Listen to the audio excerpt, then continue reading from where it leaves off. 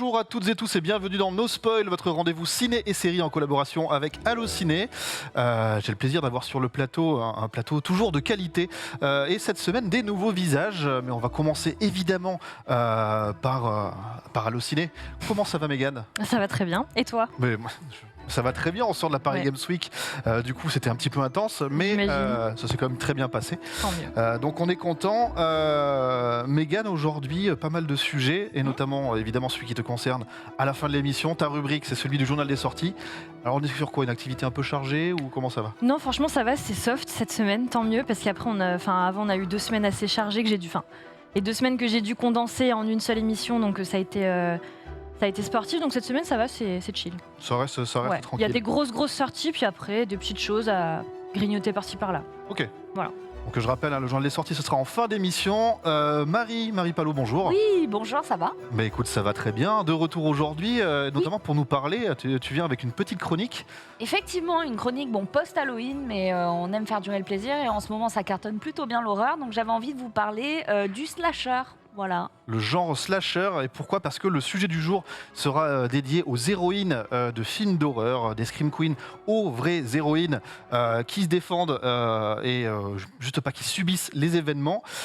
Et pour en parler, nous accueillons Judith. Bonjour Judith. Bonjour, merci beaucoup de m'accueillir. Judith, tu es vidéaste, notamment tu es derrière la chaîne Demoiselles d'horreur. Est-ce que tu peux nous dire un petit peu ce que tu fais à travers cette chaîne ? Alors c'est une chaîne YouTube sur laquelle je propose des analyses de mise en scène centrées sur les personnages féminins dans les films d'horreur, et je propose aussi des interviews de réalisatrices ou comédiennes de films d'horreur, et j'ai aussi décliné un format podcast. Donc tu es, j'ai envie de dire, la femme parfaite pour traiter du sujet aujourd'hui.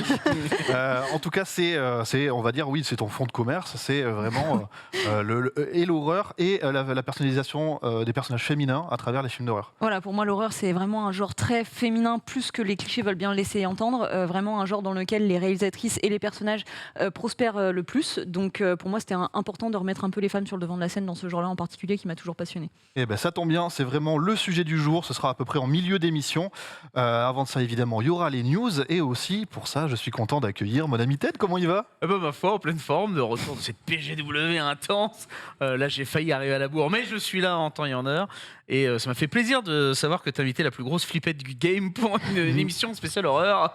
Bon, après quand on dit horreur, il y a tous les genres qui vont avec, de thriller, de slasher, etc. C'est un genre qui est quand même pluriel. Après, moi, j'ai ma technique. Quand je vais au cinéma, je fais la polyphonie corse. C'est-à-dire que je me mets comme ça, comme si j'étais bien en détente, mais je me bouge habilement. Et tu mets l'oreille dans Exactement. Et je plisse ses yeux quand ça fait pas. Tu fais pas de l'éventail comme Non, parce que c'est trop grillé. Alors, ce qu'il faut faire, c'est mettre sa compagne de ce côté-là pour pas qu'elle te voie faire la polyphonie. Et là, t'es au top pour voir les films d'horreur. Technique, je vous l'offre. C'est cadeau. La technique de Ted, qu'on va pas développer plus que ça dans l'émission, mais moi je vous propose de passer directement à la première rubrique du jour, c'est les news.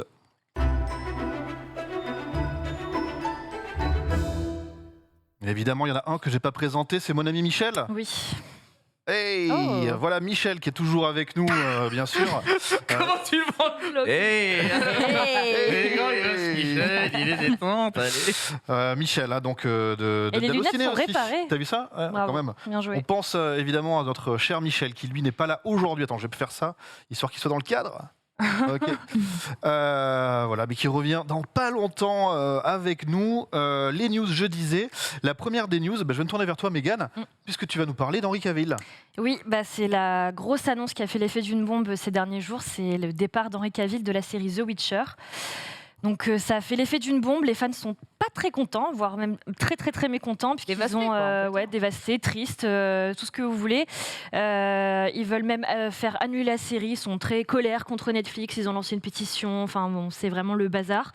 Donc c'est vrai que ça a fait l'effet d'une bombe, ça a été une grosse surprise, et finalement c'est pas si surprenant que ça son départ, parce que ça faisait déjà quelques temps qu'Henri Cavill disait qu'il était pas très satisfait du traitement de la série par les showrunners et par les créateurs de la série, notamment des scénaristes qui prenaient pas trop au sérieux le matériau d'origine qui sont donc les livres et aussi les jeux vidéo, et parce que Henri Cavill est un grand fan de The Witcher, autant des livres que des jeux vidéo, c'est un gros gamer, Henri Cavill, et donc au fil des saisons il n'était pas très très content du traitement de son personnage et de l'évolution de la série, donc c'était pas si surprenant que ça, et ça faisait déjà un petit moment que ça lui traînait de s'en aller, ou en tout cas de négocier un petit peu ce qui se passait dans la série.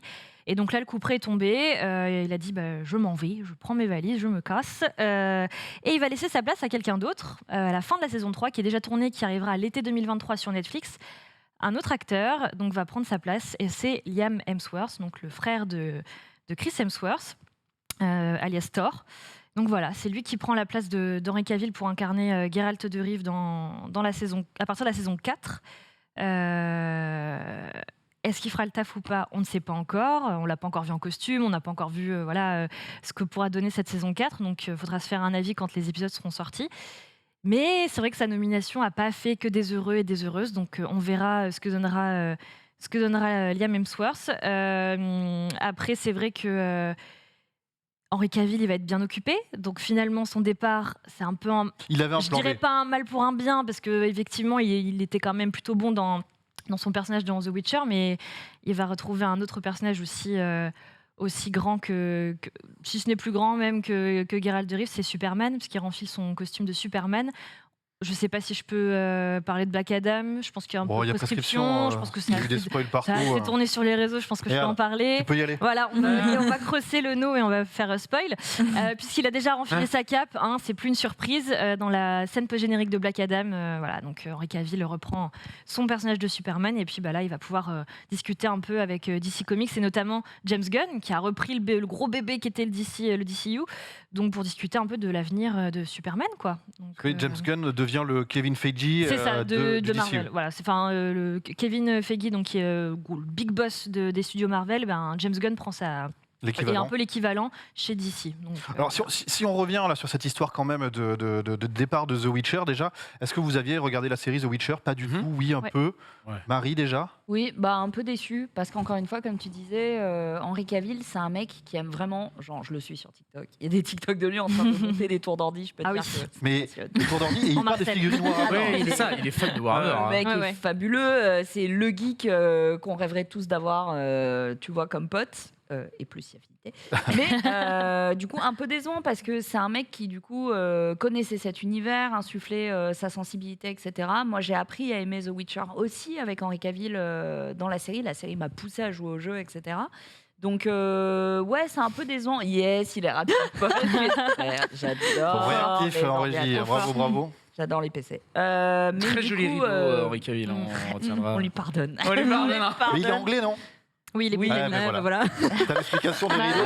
Ouais, les Anglais, ils sont au-dessus. Mais du coup, ouais, un peu décevant. Je sais pas. Après, je veux pas juger. Liam Hemsworth, peut-être que c'est un grand fan aussi de fantasy et de ces univers-là. Mais en tout cas, ouais, un peu décevant en tant que fan.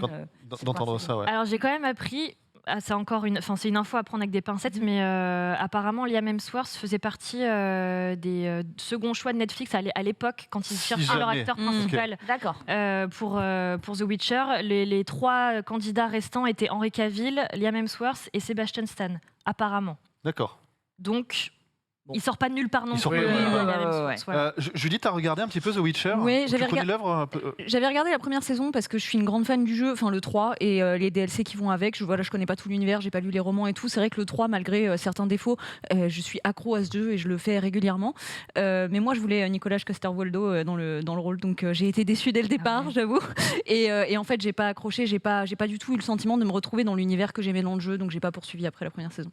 Ok. Ted, t'as suivi toi un Moi, petit peu j'ai vu les 2 premières saisons, j'ai pas encore vu la 3e. Ouais, ça sort cet été. Voilà, donc c'est tout à fait normal. J'ai envie de te dire, de toute façon, c'est simple, tu vas chez Max, il te met directement un épisode de The Witcher sur son home cinéma de qualité pour te montrer justement à quel point c'est ouf.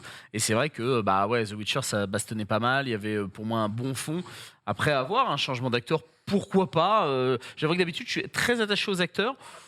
Là, étant donné que c'est un personnage, je sais pas, ça me dérangerait pas. À voir. Parce que franchement, pour qu'il reprenne Superman, moi, ça me va complètement.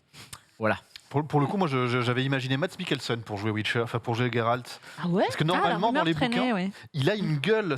Il est pas beau gosse, Geralt. Il est plus. C'est un il est écorché abîmé, vif, là. quoi. Voilà. Et du coup, je trouve que Mads Mikkelsen avait ce côté-là, mais c'était un Witcher bien sûr un peu plus vieux. Et comme là, ils ont repris les livres à partir du début. C'était un petit peu plus compliqué peut-être, mais plus que le départ où est-ce que Liam Hemsworth fera un bon Geralt, Ouais, enfin voilà, tu vois, là, moi, j'ai Ah, The il est beau Witcher. gosse. quoi. Hein. Ah, Mais oui, ouais, non, C'est vrai que là, gueule. ça sent Geralt de Rive. Hein.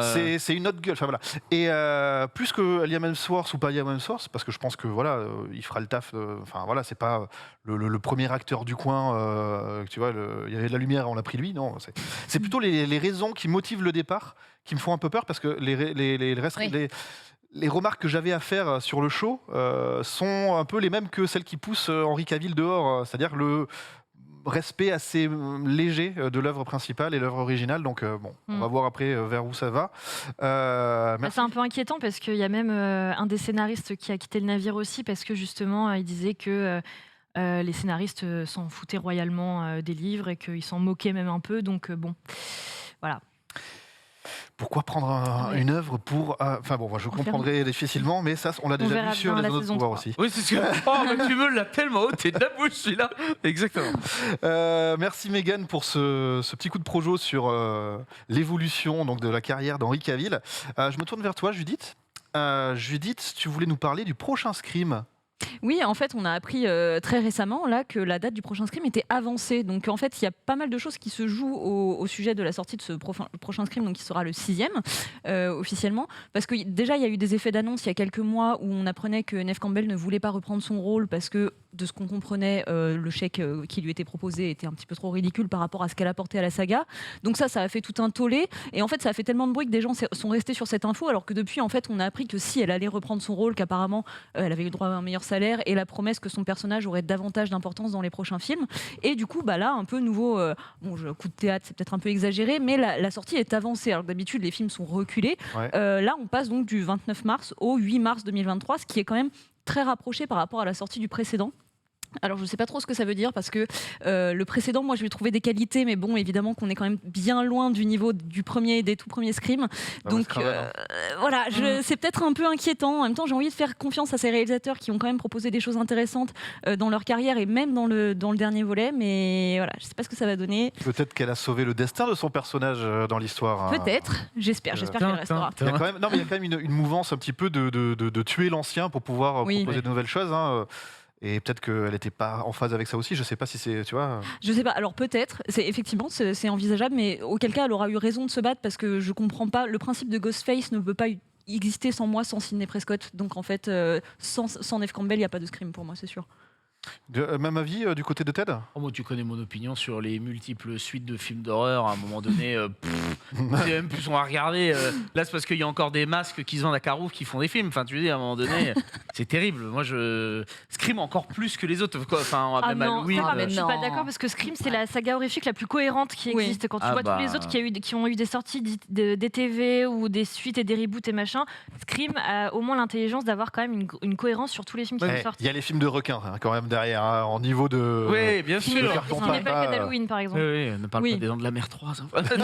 Oh non, ça me fait déjà mal. Mais non, mais voilà, pour moi, un film d'horreur, en fait, limite, pour moi, un bon film d'horreur, c'est quand il est en 1, voire peut-être 2, à la limite, parce qu'il y a Alien qui arrive, 3, mais derrière, tu vois, dès qu'on arrive au 4, on est déjà en train d'étaler trop la confiture sur la tartine, il n'y en a déjà plus. Là, on est au 6, mon vieux, on est déjà en train d'attaquer la table. Donc, à un moment donné, faut juste break it down et changer. Tu vois, et Smile, par exemple, qui a en ce moment une super cote au cinéma en ce moment, peut être un nouveau genre aussi. Nouvelle saga. Pas une nouvelle saga, je pense pas, mais. On n'est pas d'accord de l'autre côté du plateau. C'est un peu une copie de It Follows, hein, désolé, mais. Ouais, mais d'un certain côté, pour ceux qui n'ont pas vu It Follows, parce que It Follows, ça reste quand même un film réservé, j'ai l'impression, à, on va dire, une petite élite. Enfin, tu vois, c'est un truc très cinéphile, je trouve, It Ouais, Follows. mais ça, c'est vachement, magnifique, d'ailleurs, c'est vachement voyez-le. démocratisé Ouais. quand même. hein. Mais Smile, tu vois, si à la limite, ça peut être une porte d'entrée. Oui, Qu'ils aillent voir c'est vrai. après It Alors, Follows, oui, moi, ça ouais. me va totalement. Il y a Quarry sur le chat qui nous dit, et je vais le citer, moi je veux bien que les films d'horreur aillent plus loin quand on peut faire des jeux de mots pourris, genre saucisse ou saucette. Ouais, Ah, putain. ouais. Non, mais déjà, tu vois, rien que déjà ça, c'était de trop. Sauf c'était merveilleux, le 1, le 2, le 3, mais après, on part en cacahuète. Ah, déjà le 3 là. pff. Ouais, déjà, peut-être même le 3, il piquait. Ouais. Marie, un nouveau Scream avec Neve Campbell. Moi, je suis très cliente de Neve Campbell. Donc voilà. Après, je suis aussi assez d'accord avec Ted sur le fait de pousser jusqu'au bout un truc l'essoré. Mais vous le verrez dans ma chronique, le slasher. Finalement, c'est un genre qui sait souvent se renouveler. Et puis, franchement, même si ça invente plus l'eau chaude, c'est pas grave. C'est toujours des ados qui prennent des mauvaises décisions. Là, je vois dans le trailer, c'est juste une question de domotique. La meuf, appuie sur fermer les portes, le mec appuie sur ouvrir les portes, et fin de l'histoire, c'est quand même Et là, très c'est la con. fin. Mais je veux pas spoil peut-être ta chronique, mais c'est vrai que Neve Campbell, dans le rôle de Sidney Prescott, justement, a ce renversement où elle se bat, elle arrive à s'échapper, elle n'est pas juste en train de courir les bras levés en s'enfuyant, quoi. Ah bah non, c'est une warrior, quoi. C'est... C'est un peu. Mais tu vois, tu as abordé le cas d'Halloween quand même. Hein. On a une héroïne qui met des grosses patates dans Halloween Ends. Ça devient du combat de rue. Donc, moi, j'aime bien ce côté-là aussi. Ce côté, une survivante qui survit à 10 films, qui vieillit, certes, mais en tout cas, qui continue de se battre. J'aime bien. Merci pour ce petit pareil, coup de projo sur le nouveau Scream. Ted, de ton côté, Oh bah, on parlait de Scream 6. le retour de la magie. Est-ce Alors là, qu'on- tu veux bien de vos épisodes. Comment ça se Après passe? Scream 6, est-ce qu'on parlerait pas d'Harry Potter 9? Les mecs n'en peuvent plus, ils étalent encore une fois au maximum. Bon, après là il y a un livre, donc à la limite je peux leur pardonner et je peux espérer quelque chose de cohérent. Ça rejoint un peu ta news en fait, c'est que Warner Bros, ils ont fait un peu le ménage chez eux, ils ont fait un gros bilan et ils ont décidé cette année de se tourner vers les mastodontes. Voilà, ils ont décidé tout ce qui est les petites productions, etc. On verra ça plus tard. Donc ils se concentrent sur les très grosses licences. Exit les Animaux Fantastiques, d'ailleurs c'était même confirmé encore une fois ce matin. Voilà, à un moment donné, Il y en avait fallait 5, bien... 6 de prévus, 5, et Il y en finalement, avait il y en aura 5 3. de prévus et finalement il n'y en aura que 3 et c'est tant mieux. Voilà, pour une fois qu'un studio prend de bonnes décisions, machallah. Donc ensuite on verra bien. Là pour le Harry Potter 9, c'est Chris Columbus qui a mis les mains dedans, donc réalisateur du premier et du deuxième Harry Potter. Donc un univers plutôt enfantin, très juvénile.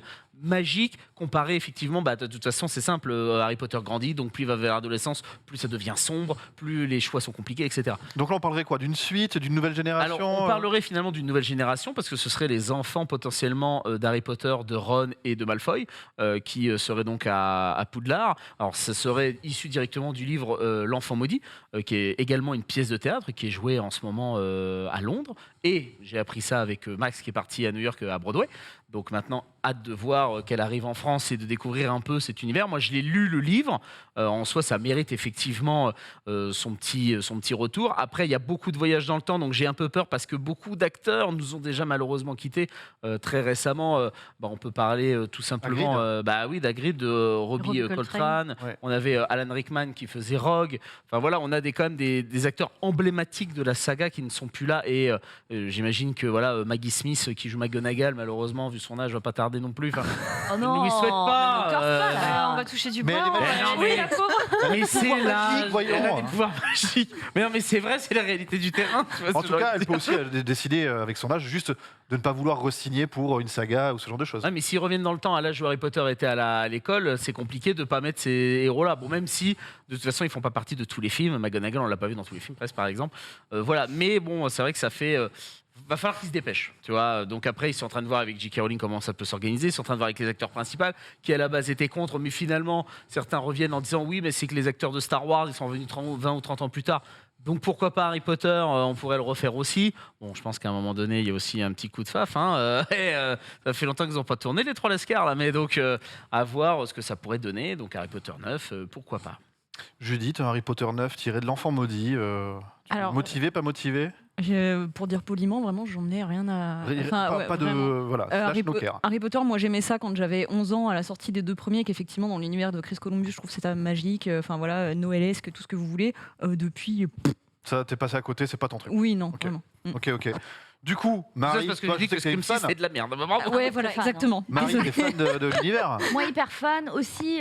J'ai préféré Les débuts. Columbus sur les débuts. J'ai beaucoup aimé celui de Quaron et j'ai moins aimé sur les derniers, mais j'étais très fan de l'univers, donc j'ai accepté quoi. Un 9, je prends.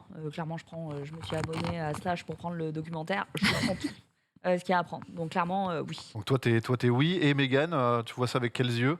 Moi aussi, je suis très fan d'Harry Potter, mais je sais pas, avec les mauvaises décisions qui ont été prises sur les Animaux Fantastiques, sur les derniers aussi, je sais pas. Je suis un peu réticente, très curieuse quand même. De toute façon, je regarderai. Je suis une grosse fan, une grosse cliente, donc je regarderai, je donnerai mon argent.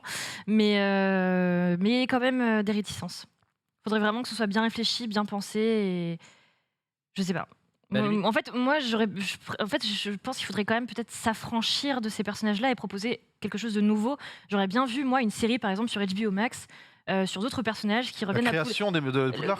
alors, soit Avec en les quatre, préquel, la création de Poudlard, soit vraiment une suite, mais des années plus tard, avec, je sais pas, l'esprit d'Harry qui plane, enfin, sa légende en tout cas qui plane sur les descendants, mais plus. Ou alors, je sais pas. Un truc d'horreur. Un truc. Une uchronie. Pourquoi Si pas. Harry n'avait pas survécu. Après, moi, le prochain projet Harry Potter qui me hype le plus, c'est le jeu vidéo. Donc, Hogwarts j'attends ça, Legacy moi. qui Legacy, arrive ouais. l'an Février. prochain, février prochain. Ok, bah écoute, merci Ted aussi pour ce retour dans le monde magique, le The Wizardry World. Marie, de ton Oui. côté, tu voulais nous parler des Oscars et des Oui. sélections françaises aux Oscars, c'est Bah ça écoutez, une bonne nouvelle, puisque sur les 94 films cette année qui sont soumis par les pays candidats à l'Oscar du long métrage international, et outre Saint-Omer, il y a quand même 22 coproductions françaises dans la course, donc c'est pas rien, 14 financées par le CNC, et on y retrouve notamment Retour à Séoul de David Chou, Nos frangins de Rachid Bouchareb, Alma Viva de Christès Alves Meira, ou encore Memory Box de Khalil Hadji Thomas, donc très très belle sélection. Si on pouvait ramener ça à la maison, ça ferait plaisir. Tu disais combien au total 23. 23 Ouais. sur presque une centaine. Ouais, presque une centaine. Eh, c'est quand même un bon ratio. Je suis pas bon en maths, mais quand même, ça fait pas mal. Pas mal. Mégane, est-ce que vous avez peut-être dans la rédaction des pronos, des chouchous? Est-ce que tu penses qu'il y a. Plancha. Est-ce que Plancha, Oui. barbecue pourrait. Je veux barbecue. La vanne, c'est Plancha. C'est difficile de se prononcer quand on n'a pas encore la shortlist. Ok. Voilà, quand on n'a pas déjà une quinzaine qui restent en lice, là on peut déjà un petit peu faire des pronostics et un peu militer pour nos chouchous, mais on espère quand même que Saint-Omer représentera la France, hein, évidemment. Mais c'est vrai qu'il y a beaucoup de... Enfin, je regardais la sélection, notamment européenne. Elle est très intéressante cette année. Il y a beaucoup de films de Cannes Qui sont aux Oscars cette fois sélectionnés. Comme quoi ça se rapproche un petit peu. ouais. Les grands moments comme ça, je me tourne vers vous, Judith, Ted, les grands moments, les cérémonies, ce genre de trucs, c'est un truc qui vous intéresse un petit peu ou ça vous passe au-dessus Moi, il y a beaucoup d'entre-soi. Après, je vais pas cracher dans la soupe. Moi, j'espère y participer un jour, pas en tant que personne lambda, tu vois. Ouais, Donc, bien sûr. ne pas griller ma carrière maintenant. Jouer stratégique. Non, c'est une très bonne chose. D'ailleurs, j'ai vu Barbac, j'ai pensé à ça. Alors, plus te rater. t'en as pensé quoi Écoute, c'est. Oh putain, le silence était beaucoup trop long. Non, c'est juste comment dire sans spoil. Mais voilà, mais c'était rigolo en tout cas de croiser ta tronche derrière l'écran. Judith, les cérémonies de récompense comme ça Alors moi j'y suis, en fait je peux pas m'empêcher d'y être sensible, et effectivement par exemple j'adore les festivals, j'adore aller en festival, j'adore toute l'ébullition qu'il y a de cinéphilie, et je sais pas si c'est le côté paillette qui m'attire ou quoi, mais en tout cas oui, j'y suis forcément attirée. Par contre c'est vrai que je suis aussi souvent systématiquement déçue et jamais d'accord avec le palmarès, donc bon, j'ai un peu cette relation d'amour-haine comme beaucoup de cinéphiles, je pense. C'est quand les Oscars Ça arrive quand C'est en février. Ils ont repris des dates Attends. normales Je sais plus quelle est la date exacte, mais oui, ça Oscar reprend. 2023. Et puis c'est Jimmy Kimmel qui reprend sa place en tant que host, en tant Ok. qu'animateur. Ils ont arrêté de faire un truc un peu chelou. Oui, ils ont arrêté. Ok, très Ils bien. reviennent un peu aux sources, j'ai l'impression. C'est le 12 mars. Ah, c'est reparti en mars, ok, Ouais, 12 ouais, mars, ouais. merci. Il nous reste une petite dizaine de minutes et je voulais vous proposer quelques news en bref. Alors, Team Flippette peut-être pas, mais sinon les autres, est-ce que 28 jours plus tard ça vous parle Ah bah Oh, oui. ouais. Quand même. Mais moi, j'ai des tous vus, hein. Je flippe, mais je Mais vois tu les tous vois films quand même. d'horreur. D'accord. Ah oui, mais j'adore ça, j'adore me faire peur. Ah ouais, j'adore me faire du mal. J'adore me faire du mal. Danny Boyle, 28 jours plus tard, qui a lancé cette mode des infectés, qui a renouvelé le genre du zombie en son temps. C'est suivi par 28 semaines après. Et là, on commence à parler de 28 mois plus tard. Donc, qu'est-ce que ça va se faire? Donc, 20 après 28 jours plus tard, voilà, de Danny Boyle. Cillian Murphy et Alex Garland ont été interrogés sur une suite potentielle. Après des années bien occupées, ils sont tous les trois chauds pour faire enfin ce 28 mois plus tard. Et le script serait même déjà écrit. Est-ce qu'on a envie de voir une suite à cette saga des Clairement. 28? Oui. Alors, Vas-y, je t'en prie. Mégane, Ah non, mais juste pour dire oui. Oui, Oui, d'accord. allez-y, go. j'ai carrément de ce côté. Oui, pour une fois qu'une trilogie est intéressante à continuer. Enfin, le concept de timeline est hyper intéressant pour justement ce genre-là, et je trouve que les deux premiers étaient merveilleux. Alors, je vois pas pourquoi le troisième ne le serait pas, surtout qu'ils ont eu les années pour bien analyser, pour bien écrire. Moi, je pense que ça peut être que pépite, donc hâte. Donc hâte, si ça se fait. Judith, pareil. Oui, plutôt aussi, surtout qu'en plus, je trouve que Danny Boyle, je suis pas fan de tout dans sa carrière, mais je trouve qu'il va plutôt vers le mieux. Je suis toujours de plus en plus curieuse de ce qu'il propose, donc ouais, avec plaisir. Donc c'est un oui. Marie? Moi, j'aurais été grave partante pour un 28 ans, sachant que, oui. comme tu disais, les années sont passées. Donc C'est vrai. Là, ça sous-entend quand même qu'il n'y aura pas... Enfin, il y aura aucun des acteurs des précédents opus, ou alors c'est bizarre. Ouais. 28 mois, c'est encore jouable. Ouais, enfin, le Après, mec, ils ont vieilli, ouais. il a vieilli de fou, quoi. Ouais, c'est vrai. Le gamin, Comment les il a rendre 40 jeunes balais, Oh merde, c'est vrai. Je veux bien que le nuage Oui, oui. fasse des effets de Ça fou, peut mais là, tenter. c'est... Bon. pas fou. Il a Alors pas que tout vous fait cher avez encore, Kylian un sondage, Murphy, ça peut se si tenter. Et on vous fera voulez le 28 voter ans et nous plus dire tard si vous êtes hype ou pas hype. On est pour l'instant à 90% de hype quand même Ah ouais. sur Normal. l'ensemble des votants sur le chat. Surtout qu'il y avait une vraie grosse mode du film zombie, entre guillemets, ou du film infecté. Ouais. Et je trouvais que, une fois encore, ils arrivaient, eux, à se démarquer de tous les autres. Tu vois, c'est ça aussi qui est difficile, parce que c'est vraiment un style qui est très, très galvaudé, le film des infectés. Enfin, c'est la base de la base, presque, après, avec les thrillers et les slashers. Enfin, tu vois, le criminel, quoi. Je trouvais qu'ils avaient réussi à se démarquer. Donc, Et que Walking Dead avait bien repris avec le côté filial, tu vois, le père, le Un peu fils, loin. Ouais. un peu la table. Ça Eux, ils fait sont un même peu, dans la pièce d'à côté avec Walking Oui, Dead. bien tu vois, sûr, ils mais il y sont- avait quand même Alors- des reprises assez pas mal, enfin bien sur les émotions, quoi, liées à la famille. J'ai un semblant d'explication pourquoi est-ce que c'est pas 28 ans plus tard, mais parce qu'ils veulent se laisser la possibilité de faire un Oui. 4. Bah oui. Ah. Évidemment, et voilà. Évidemment. Parce que 28 Et siècles après, plus tard, 28 bon, siècles, Ouais. ça commence à faire du post-apo. là, on sera dans est, l'espace. Ah, ils pourraient Voilà. venir à 28h, hein, C'est ne pas- serait-ce que Enfin, s'ils veulent Ah se bah faire Ah, oui, pour c'est se faire un des- idée, ouais, ça devient 28 compliqué. secondes. Et ça revient. Ah, mais dès qu'il y a du pognon, il y a des Ouais, non, c'est possibilités. pas Est-ce qu'on ferait pas 28 minutes avant Avant. Là, les possibilités. Autre info, la série John Wick a trouvé son diffuseur, ce sera sur Prime Video. La série The Continental, si on dit le bon titre, reviendra sur cet hôtel repère de tueurs à gages du monde entier. C'est prévu pour 2023. 3 épisodes qui raconteront les origines du jeune Winston Scott, donc qui est joué par Ian McShane dans les films, et interprété par Colin Woodle dans la série cette fois. On sait que Mel Gibson sera notamment au casting. Nice. Est-ce que une série, The Continental, spin-off de John Wick, ça vous sauce ou pas du tout? Je vois des expressions différentes autour du plateau. Donc c'est une mini-série en 3 épisodes. A priori, en tout cas, il y aura 3 épisodes et après on verra. Ok. Je suis plus intéressée par le spin-off avec Anna de Armas, ballerina. Plus intéressée par celui-là que par Que Continental. par Continental. Personnellement. Ok, ouais. Marie, pareil. Ouais. Ah, fou. Judith, J'ai jamais vu John Wick. c'est pas, non, c'est pas ton truc. Exceptionnel. Ouais, j'ai jamais vu Franchement. aucun John Wick, donc du coup, Ouais. Moi, j'ai été ce très sera peut-être réticent l'occasion.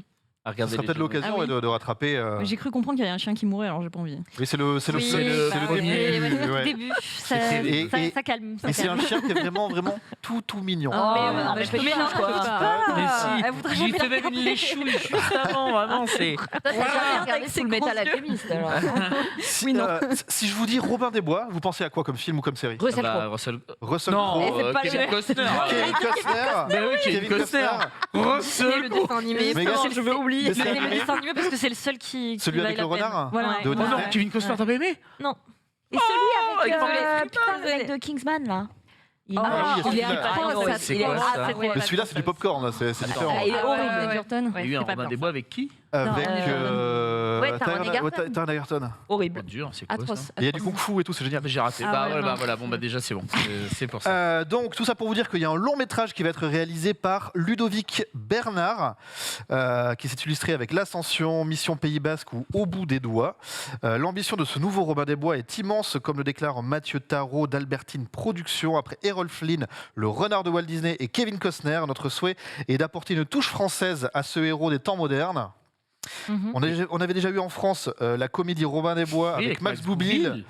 Et on Il y a- avait Matt Pokora aussi Ouais, en ouais. comédie musicale, on nous dit dans le chat. Et côté aventure adaptation, évidemment, on attend les Trois Mousquetaires. Donc si les Trois Mousquetaires fonctionnent, Ah, mais peut-être ça que... va être ouf, ouais. Mais c'est pas la même Ah, chose.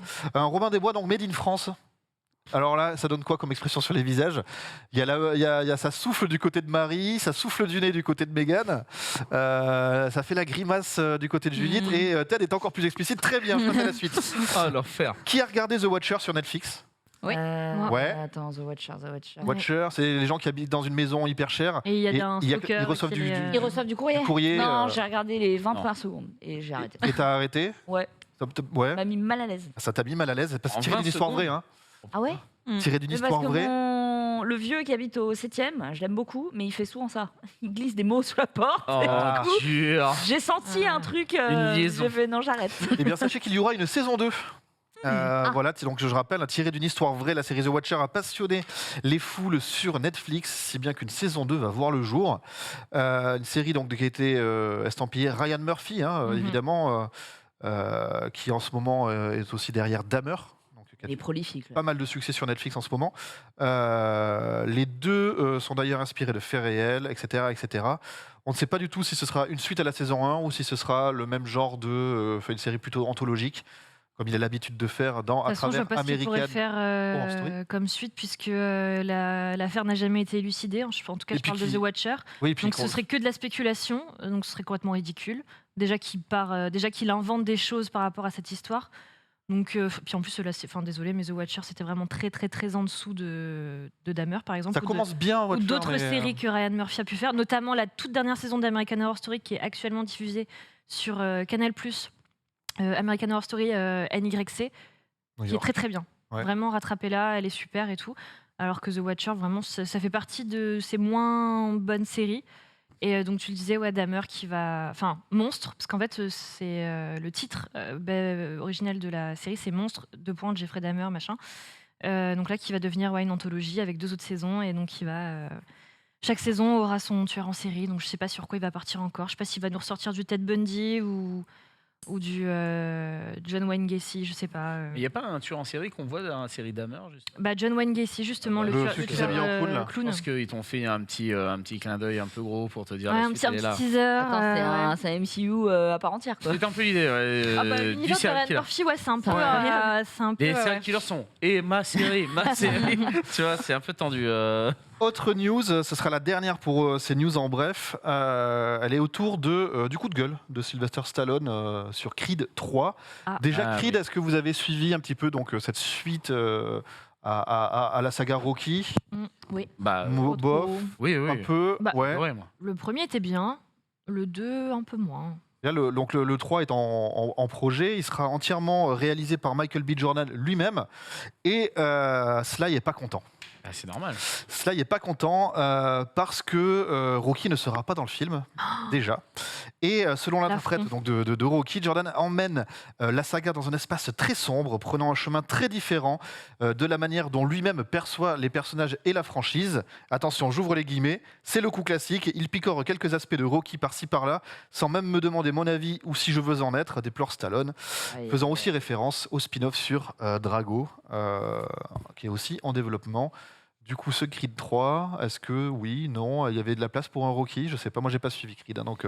Bah, il y avait de la place pour Rocky, même si le cancer, enfin dans les Creed, voilà, Rocky a le cancer, ça devient de plus en plus compliqué. Bref, il est le manager un petit peu dans l'ombre, etc. Mais à la base, ce Creed 3 devait être le retour de l'œil du tigre. Je sais plus son nom, Mr. T Mr. T, ouais, ça devait être son combat. Enfin, le combat. notre acteur, Un mais... peu comme à oui. la Drago, comme il y a eu dans le 2, quoi, et où ils affrontent le fils. Et j'avais trouvé que dans Creed 2, justement, ils avaient superbement bien canonné les deux, en mode pourquoi Drago et comment Drago est devenu dans son pays, justement, après sa défaite, alors que c'était l'icône de la Russie dans une époque où c'était la guerre froide, justement, Amérique-Russie, bon bref. Et je trouvais que dans le 2, ils avaient plutôt bien retranscrit ça. Et bah, là, oui, je peux comprendre que dans le 3, en fait, moi, ça sent le Rocky 5. Tu vois, le Rocky, le Rocky 5. C'est-à-dire avec son fils. C'est pour moi, je sens que c'est le Creed de trop. On part encore une fois dans une espèce de. Alors la bande-annonce déjà dure 6 siècles et demi. On a le temps d'aller boire 8 cafés qui n'est toujours pas fini. Donc on a vu tout le film. En gros, c'est vraiment le mec qui ressort de tôle. Hé, toi, je suis plus fort que toi. Ah bon, bah viens, on va voir ça. Bah viens, on se tape. Bam, bam, bam. Fin du film. Voilà, donc je vous gagne 3 heures. Mais voilà, donc, je suis pas totalement sûr que ce soit si bien que ça. Il veut tuer sa carrière. Il- Je l'ai dit. C'est un film américain, je parle pas anglais. Bonne soirée. Les Oscars ont appelé. Eh, Stallone, je t'ai défendu, oublie-moi pas. En tout cas, voilà qui va clore les news pour aujourd'hui. Il y a d'autres news et pour ça, je vous encourage à aller faire un tour du côté de la rubrique news de allociné.fr. Nous, on va enchaîner sur la chronique où on se castagne dans la joie et la bonne humeur. C'est le côté sur côté.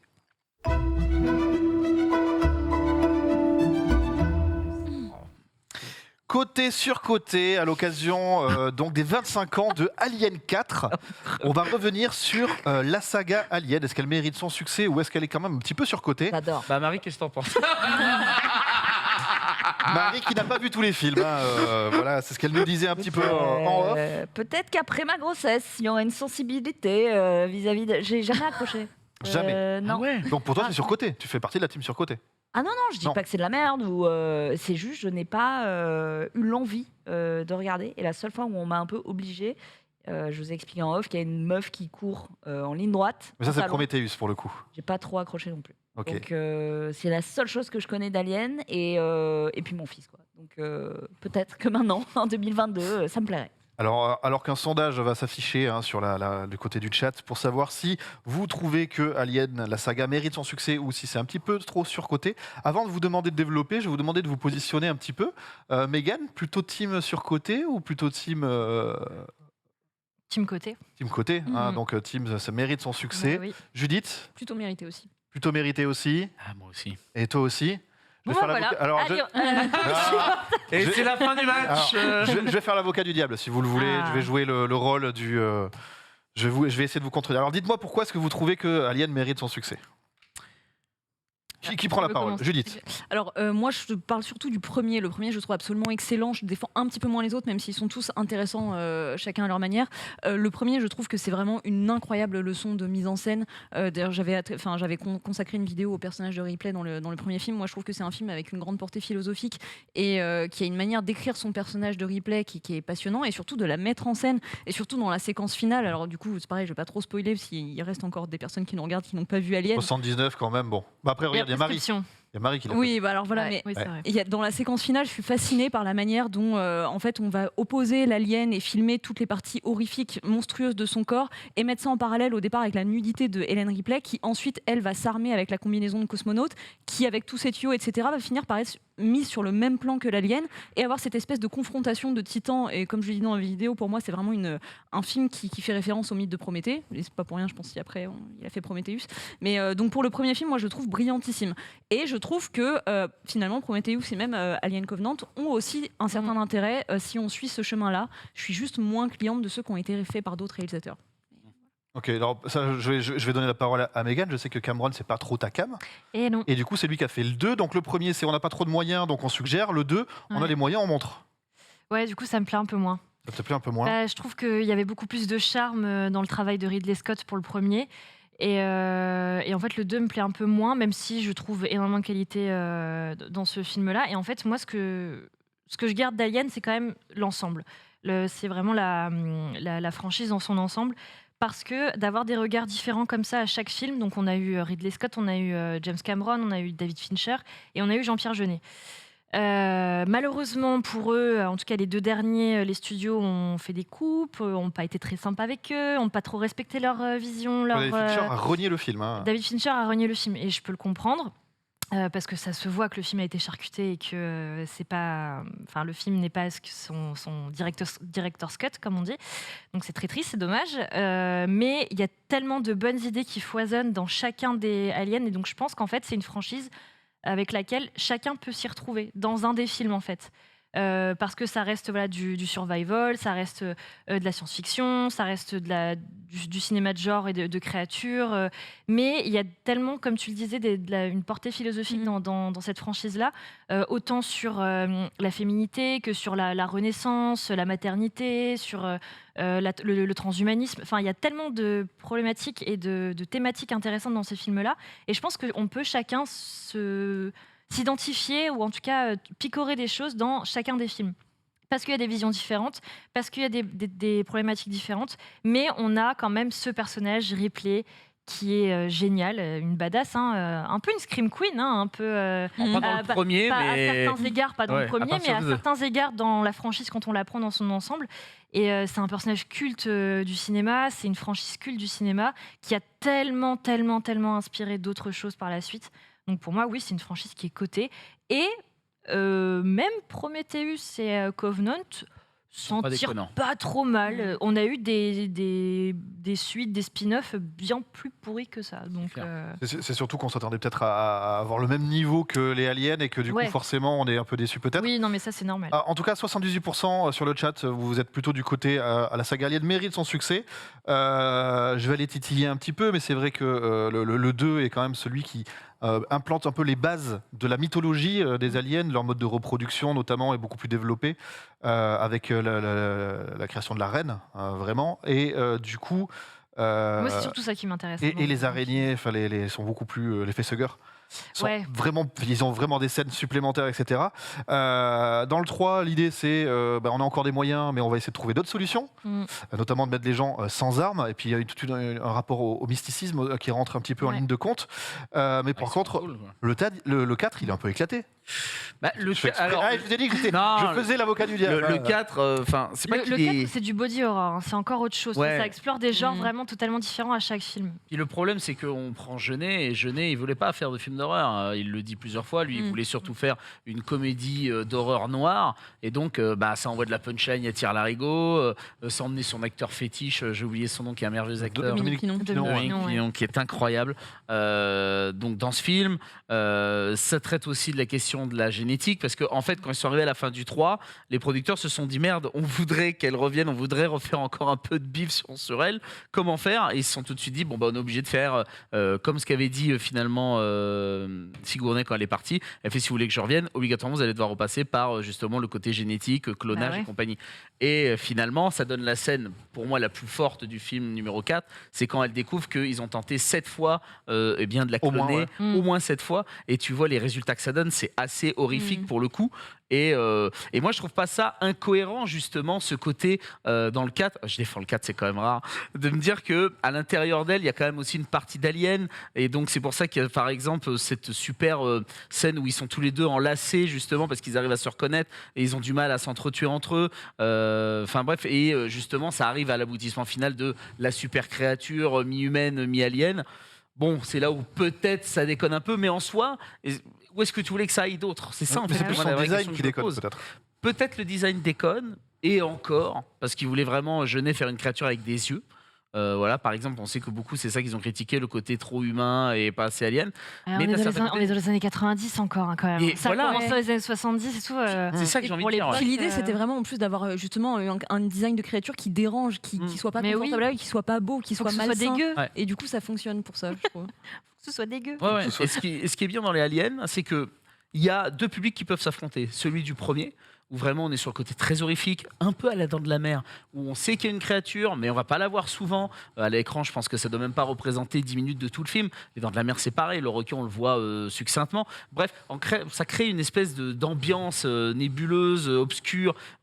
Les personnages, ils sont soumis à cette violence, tu vois. C'est-à-dire que c'est pas des mecs badass à l'époque, c'est juste des mecs de putain merde, il y a un alien, faut qu'on le dégomme, sauf qu'on est que des humains, comment on va faire? Et c'est ça qui crée en fait l'intérêt du premier. Dans le deuxième, et par contre, ça va à l'encontre un peu de Sigourney Weaver qui s'est un peu fait piéger par Cameron à ce moment-là. C'est elle est anti-armes, et quand elle est arrivée sur le plateau, elle a vu qu'il y avait des armes partout, elle a fait mais qu'est-ce que c'est que ce bordel? Et en soit trop tard, elle avait signé, donc elle pouvait plus reculer. Mais dans le 2, on est quand même sur un truc beaucoup plus bourrin, où effectivement l'actrice devient cette actrice badass et va tout dégommer. Il y a une très jolie relation mère-fille qui se crée justement à travers le personnage de l'enfant. Enfin voilà, tu vois, et bien sûr on termine sur la reine alien qui d'ailleurs se trouve au musée de Lyon, s'il y en a que ça intéresse, au musée du cinéma de Lyon. Elle est intacte, donc non, franchement c'est plus que mérité le succès de Alien. Judith, je t'ai vu réagir sur. Oui, c'est-à-dire moi, c'est une des choses que je trouve très dommage avec le 2. En fait, c'est plus encore qu'on commence à découvrir de plus en plus les aliens. Je trouve que ça a une certaine logique, même si ça trahit un peu l'esprit du premier. Je pense qu'on pouvait pas faire autrement. Mais l'écriture du personnage de Sigourney Weaver, voilà, le problème, c'est effectivement de tout ramener à la maternité dans le deuxième, alors que dans le premier, on évitait un peu ces écueils-là, qui sont les écueils dans lesquels on tombe tout le temps quand on fait des personnages féminins, et surtout dans les personnages féminins d'horreur. Donc, et parfois c'est très très bien abordé. Je dis pas qu'il faut s'interdire de l'aborder, mais là, du coup, James Cameron revient un peu avec son univers parfois un peu plus cucu, si j'ose dire, et on revient alors non seulement les armes boum boum, mais en plus à côté, bah oui, elle, il faut qu'elle ait de l'amour maternel quelque part. Mais est-ce que Mais là, c'est c'est- pas, si je peux me permettre, le côté vraiment quand t'es enceinte, t'as un putain d'alien dans le bide. C'est Oui, mais c'est aussi qu'il y avait C'est une raison. facile comme plus en raccourci, mais Prometheus que c'est mis en avant pour le Mais il y a coup. une- Ouais. c'est réel, quoi. Il y a une raison dans le 2 pourquoi elle est maternelle, c'est parce que quand elle se réveille, finalement on lui apprend que ça fait 58 ans finalement qu'elle dort, que sa fille finalement qu'elle avait quand elle était sur Terre a vieilli pendant ces 58 ans et est décédée, et donc finalement elle survit à son enfant, et en soi elle développe justement un nouvel attachement maternel en apprenant finalement le décès de sa fille, justement envers un autre enfant pour, en mode c'est ma nouvelle Oui, c'est un fille peut-être. transfert. C'est ça, on est plus dans cette idée. Donc c'est-à-dire que c'est pas quelque chose qu'on a mis là juste pour le plaisir de le Je mettre pense là. pas non plus. Je pense pas. Enfin, j'aime à croire que c'est pas genre juste c'est une femme et on va aller vers cet écueil un peu facile. J'espère. En tout cas, vous êtes quand même toutes et tous plutôt d'accord pour dire qu'Alien mérite son succès, hein, la saga, malgré ces petits moments de genuflexion, j'ai envie de dire. Voilà, ce qui fait que vous êtes d'accord avec le chat. J'ai pas réussi à défendre comme j'aurais voulu. Hein. J'ai pas d'argument comme ça sorti du chapeau. Je vous propose de passer à la suite et notamment à la chronique de Marie sur les slashers. On se retrouve juste après ce jingle.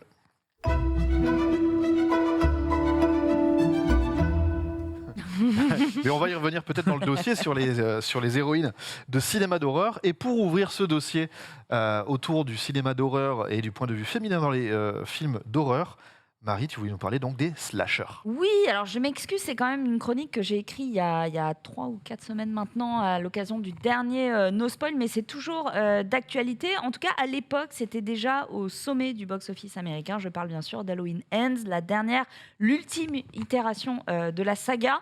Et c'était devant Smile, ce qui laisse à penser quand même que l'horreur est toujours en vogue. On a du coup David Gordon Green qui clôture sa trilogie avec un affrontement final entre Laurie Strode et Michael Myers. Si tu veux de l'eau, peut-être, Ted. Non, c'est bon. En ça- PLS. y a pas de Un souci. combat, comme je vous ai dit, digne d'une bagarre de rue. Hein. On le voit dans le trailer, c'est long, ça se met des patates, Mais c'est hyper saignant. déjà, je me permets de te couper, dans celui d'avant, c'était Halloween Kills, je crois. Ouais. Déjà, ça a changé les patates. Hein, Ah ouais, avec des bon, gros là, coups de shotgun et tout ça quand même. Là, on attrape tout ce qui passe là dans la gueule. Alors actuellement, il y a quand même plus de 100 millions de dollars de bénéfices pour un film qui en a coûté que 33 millions. Donc ça reste quand même un succès, quoi qu'il arrive.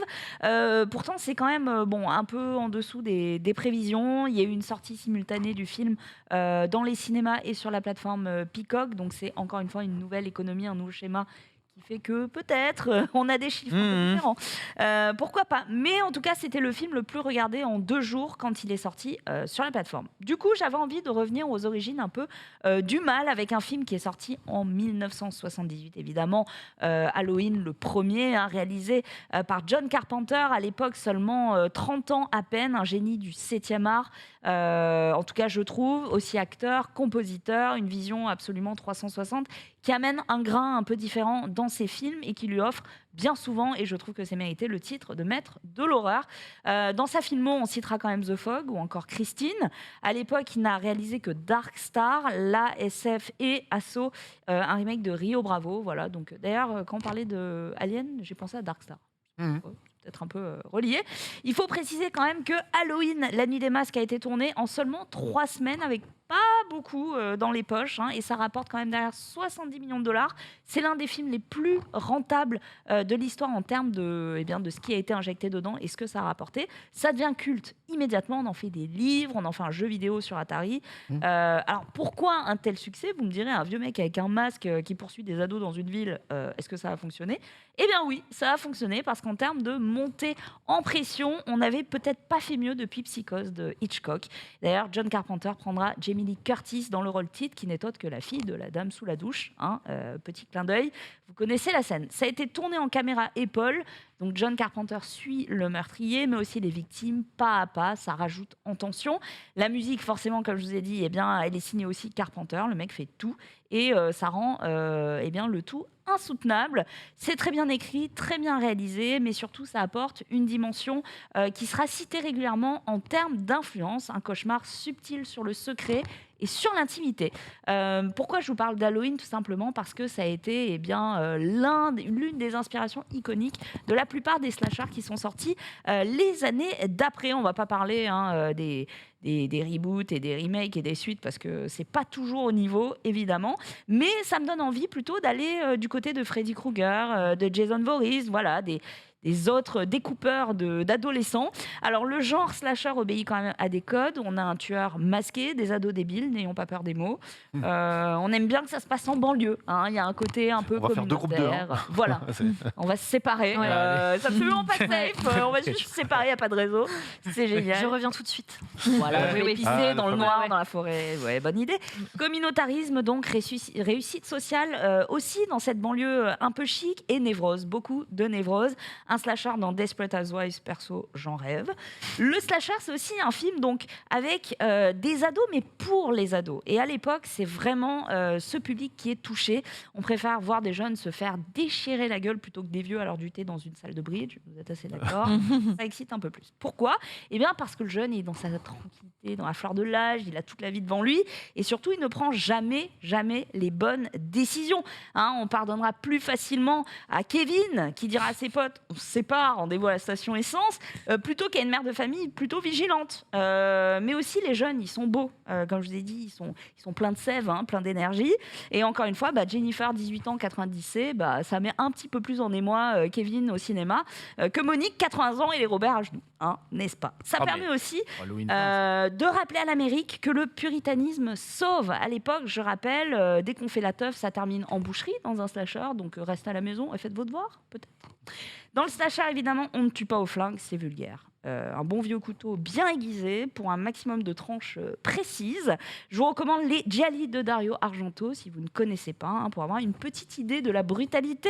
La brutalité donc de cette lame, c'est la proximité avec la chair, pas de distance, hein, un corps à corps qui fait peur, qui terrifie et qui permet aussi de mieux jauger la douleur ressentie. On s'est tous coupé le doigt sur une petite feuille de papier, on sait tous ce que ça fait. Imaginez, voilà, comme ça dans les côtes. Bon. Par contre, Une rame de papier. voilà, c'est foufou. Par contre, je suis pas sûre qu'autour de cette table, on puisse dire j'ai pris une balle une fois, c'était pas ouf. Donc, on sait quand même un petit peu ce que ça fait, la lame qui court sur la peau. Côté meurtrier, on n'a pas quelqu'un de très équilibré. Hein. En général, on a un serial killer sociopathe. Il n'a pas de morale, il aime la chasse. Hein. Il aime voir l'effroi dans les pupilles de ses victimes. Il n'est pas identifiable. C'est le summum de sa toute-puissance, en fait, et de son contrôle. Il est patient, il tend des pièges. Le mec, il est smart en plus, voilà, c'est chiant. Donnez-lui un motif de vengeance, il vous servira les plats froids. L'âge d'or, c'est clairement au début des années 80, mais les tentatives sont toujours là. On a le nouveau Scream, hein, clairement, Killer Games, souviens-toi l'été dernier. Halloween approchant, non, en fait, c'est passé, puisque ma chronique a 4 semaines. Je ne peux que vous recommander, du coup, de vous plonger dans, par exemple, Black Christmas de Bob Clark, sorti en 1974. Vous l'avez vu? Pas vu? Oui, j'adore. Génial. Juste avant Halloween, d'ailleurs. Oui. Eh ben, on y voit les membres d'une sororité coincés pendant les fêtes de fin d'année et le Père Noël va passer. Spoiler, c'est pas pour les cadeaux.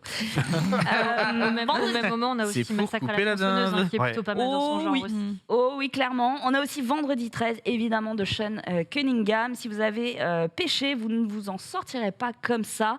Les Griffes de la Nuit de Wes Craven, évidemment. Si vous avez la phobie des trous comme moi, passez votre chemin. Hein. C'est dégueulasse. Haute tension, le slasher Made in France signé Alexandre Aja. Très bon. C'est vraiment, Exceptionnel. Haute c'est tension, vraiment c'est exceptionnel. très bien. J'avais envie de terminer cette chronique avec des petites questions, voir combien de temps vous auriez survécu dans un slasher, un petit test de personnalité. Moi, je suis gros, Mettez-vous- donc déjà, il me mettez-vous court dans après, l'ambiance. c'est foutu. Non, peut-être pas toutes tes chances. Tu as toutes tes chances. Si je vous dis que c'est la teuf, là, ok, on est en pleine. on est en déjà, pleine ça part mal. teuf, Déjà, faut pas. c'est la fête. Jessica est complètement bourrée. Elle veut rentrer à pied chez elle. C'est à 500 mètres. Ok. Qu'est-ce qui se passe? Vous la raccompagnez immédiatement. Après tout, on ne sait jamais ce qui peut arriver dans la ville de Levallois. La nuit. Oui. Un balcony en cache un autre. B, vous appelez un taxi. Elle se démerde, après tout, ça va. J'ai fait mon taf. C, bye Jess. D, vous êtes dans le même état, donc faut rien vous demander. Ah, on est dans le même état? Ouais. On est bourré aussi? 4 grammes. Oh, c'est Mort. sûr qu'on la raccompagne. C'est sûr. Ouais, Bah oui, Peut-être bah, y raccompagne. Bah ouais, on est là, on est jovial, on raccompagne. Ça veut dire qu'on se sépare du groupe, mais en même temps, c'est quand même la meilleure solution, je pense. Vaut mieux être deux que tout seul. Ouais, Même ça, si elle est pas très utile parce Oh, qu'elle la est ronde, survie. mais Il y a un relationnel avec Jess ou pas? C'est important de le savoir. ouais. Ouais, on aimerait bien. C'est une C'est vrai besta ou C'est une Ah, besta, c'est une une meuf besta un peu, qu'on voit un peu plus. On l'aime va sortir bien. de la friendzone. Ouais, quoi. on l'aime bien, on l'aime bien. On On l'aime bien. raccompagne. Menro, tu la raccompagnes? Tu laisses pas quelqu'un de bourré tout seul, non, de non. toute façon, Clairement pas. tu vois, donc. Une rôle côté très rationnel de la Oui, fête. bah, on la- C'est- on la non, mais de raccompagne. base, et j'ai envie de dire plus Sinon, il n'y a pas loin, d'histoire. faut pas qu'il lui arrive quoi que ce soit. Tu dis. Taxi. voilà, enfin, On sait jamais que les taxis. aussi. Ouais. Ah ouais, ok. ouais, non, moi j'aurais tendance à, ou alors m'assurer qu'il y a quelqu'un qui va avec, tu vois. Eh oui, En c'est- fait, Pas dans les propales. c'est la distance Mais- moi, qui fait que je la raccompagne. Tu m'aurais dit 1 kilomètre. Bye, 500 mètres Jess. 500 mètres, ça va. Ah ouais. 500 Il y a mètres. l'ambiance de la nuit. Sympa le pote. Non, on la raccompagne. Mais le problème, c'est qu'elle ne sera pas monter chez elle en fait. Donc il va falloir refaire 500 mètres dans l'autre sens, ça fait Et un tu kilomètre. vois, un peu, bah non, mais je suis bourré, donc j'y vais. Je suis dans la journée. Ouais. Ok, 4A. Très bien, on demande peut-être dans le chat, hein, n'hésitez pas, A, B, C ou D. Deuxième question, vous vous êtes réfugiés à 4 dans la même pièce après avoir trouvé un corps. Lendemain de soirée, c'est dur, il y a un cadavre au milieu du salon. Vous êtes tous enfermés parce qu'il y a des bruits chelous. Ok, le tueur est peut-être encore dans la maison. Petit A, vous vous posez plein de questions entre vous, hein, puisque parler vous rassure évidemment et vous permet de ne pas devenir complètement cinglé. Petit B, vous gardez la tête froide et vous cherchez un échappatoire. Ok, c'est un salon, il y a une fenêtre, une porte. Bon, il n'y a pas 36 000 solutions. C, vous essayez de contacter quelqu'un. Peut-être qu'il me reste de la batterie. Peut-être pas. Et D, vous commencez à paniquer, crier, pleurer, vous chier dessus, tout en même temps, pas dans le même. C'est la mapade. C'est Être humain, Halloween finalement. 20, quoi. C'est. Redis A et B, c'est quoi? A, c'est quoi? Alors A, vous vous posez plein de questions, mais mon Dieu, mais qu'est-ce qui s'est passé avec Jessica? Mon Dieu, mais je l'aimais trop. B, vous gardez la tête froide. Ok, pas de panique, on va essayer de s'échapper, quoi. Ok. Et petit C, vous essayez de contacter quelqu'un, genre la police. Là, la suite de l'histoire, c'est qu'on a ramené Jess. Elle allait bien. Ça n'a On rien à revient à voir. la soirée, le lendemain, on retrouve Jess. C'est une soirée, mais c'est peut-être Jess 2, hein. C'est peut-être Jennifer. C'est ouais, c'est Ah pas ouais. le même. C'est Il y a pas le de même lien soir. entre la question. Ah merde, C'est j'ai des essayé de scénettes. créer un lien, Voilà. tu vois, je te fais un scénar. Moi aussi, je me disais, bon, au moins Jess, elle va bien. Nous, ça va Exactement. pas. Mais Jess, Jess ça est va. rentrée, Elle est chez mais elle. spoiler, Jess est morte sur le chemin du retour. Ah. Ah. Ah bah, nous aussi alors. Du bonheur. Non, parce Ouais. qu'à deux, on s'en sort toujours. Ah. Vous êtes sur le chemin. Pourquoi Jess, salut, bonne soirée. Du coup, je sais pas, B ou C. Moi, je Ouais, m'en sais, moi. B ou C, ouais, mais c'est Ça s'appelle les plutôt secours, safe, c'est t'appelles, pas mal, mais Ouais. d'abord j'essaie de sécuriser un endroit. Et on est enfermé dans une pièce. Ouais, vous Oui, êtes mais- bien sécure là. Ah ouais. Ouais. Ouais, appelez- On n'a Moi, pas on sorti. appelle. pas de Premier téléphone. réflexe, c'est faire en sorte que quelqu'un qui soit pas avec toi sache que Sache tu où es tu là. es. Ouais, ouais. Et après, t'essayes de sortir. comme qu'il y a n'importe quoi, hein. Et si on voit un feu, faut d'abord prévenir avant d'essayer de Oui. faire quoi que ce soit. Ouais. Donc, Ouais. bah ouais, même logique, ouais. Et ça passe même, t'envoies juste ta géoloc et voilà, hein, ça peut être que ça. hein. Putain, c'est Mais, beau. mais il faut de la batterie. C'est beau, c'est beau. Mais oui, parce qu'attendez, c'est bien joli ça, mais s'il n'y a pas de batterie ni rien, vous êtes. On a dit Si qu'il y on en avait. disparaît. On a dit qu'il y en Si avait. on capte pas, C'est pas indiqué, c'est pas. Alors, il y en a ou il y en a pas? Il y en a plus. Il y en a plus. Ah. Ah. Mais le chargeur est dans la chambre, la On se pièce fait à côté. avoir. Ah. Non. Et Ah, tu sais, ça, dans Scream, il serait sorti. et hein, tu le sais ce qu'on fait connard. dans ces cas-là? On y va tous. Non, c'est une mauvaise idée. C'est une mauvaise idée. Non, Vous vous êtes je pas reviens tout de demandé suite. si dans le groupe de 4, il y avait peut-être le tueur parmi vous. C'est fou, quoi. Bah non. Si, je me le suis posé, mais comme on est tous là, je compte sur l'effet de groupe. S'il y en a un, si tu vois, s'il y en a un qui sort un truc, on lui saute tous dessus. Il y en a peut-être un qui va se prendre un coup de chlasse, mais au moins on l'immobilise et il n'y a plus rien après. Ouais, ouais. Vous avez tous 4 grammes, hein, on rappelle.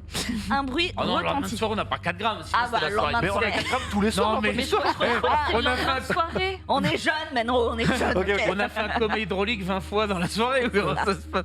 Non mais quel Un enfer. coma hydraulique, c'est Oui, pas oui. très grave.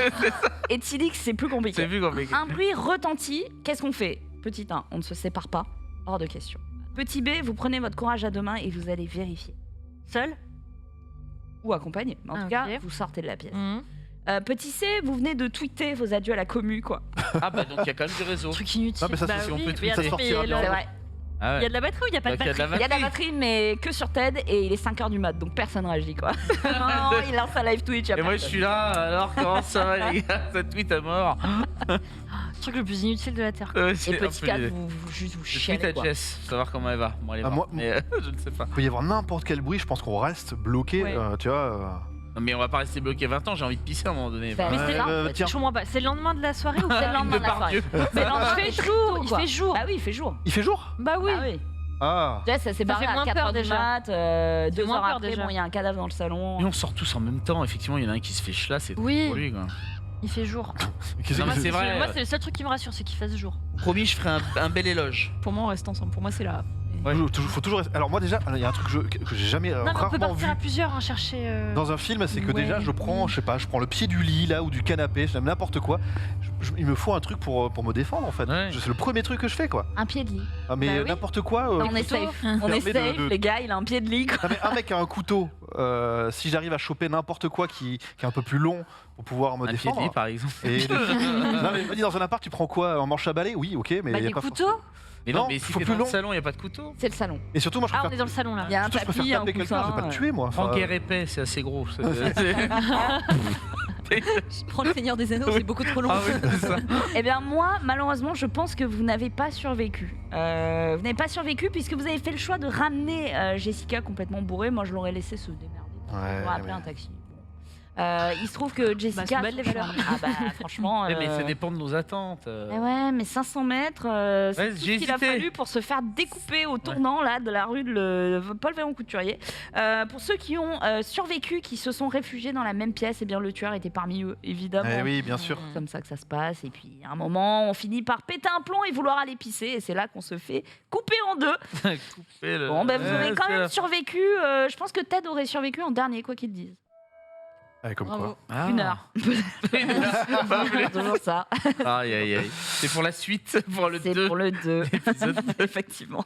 Merci beaucoup Marie pour ce petit retour sur les slashers et sur la série notamment Halloween.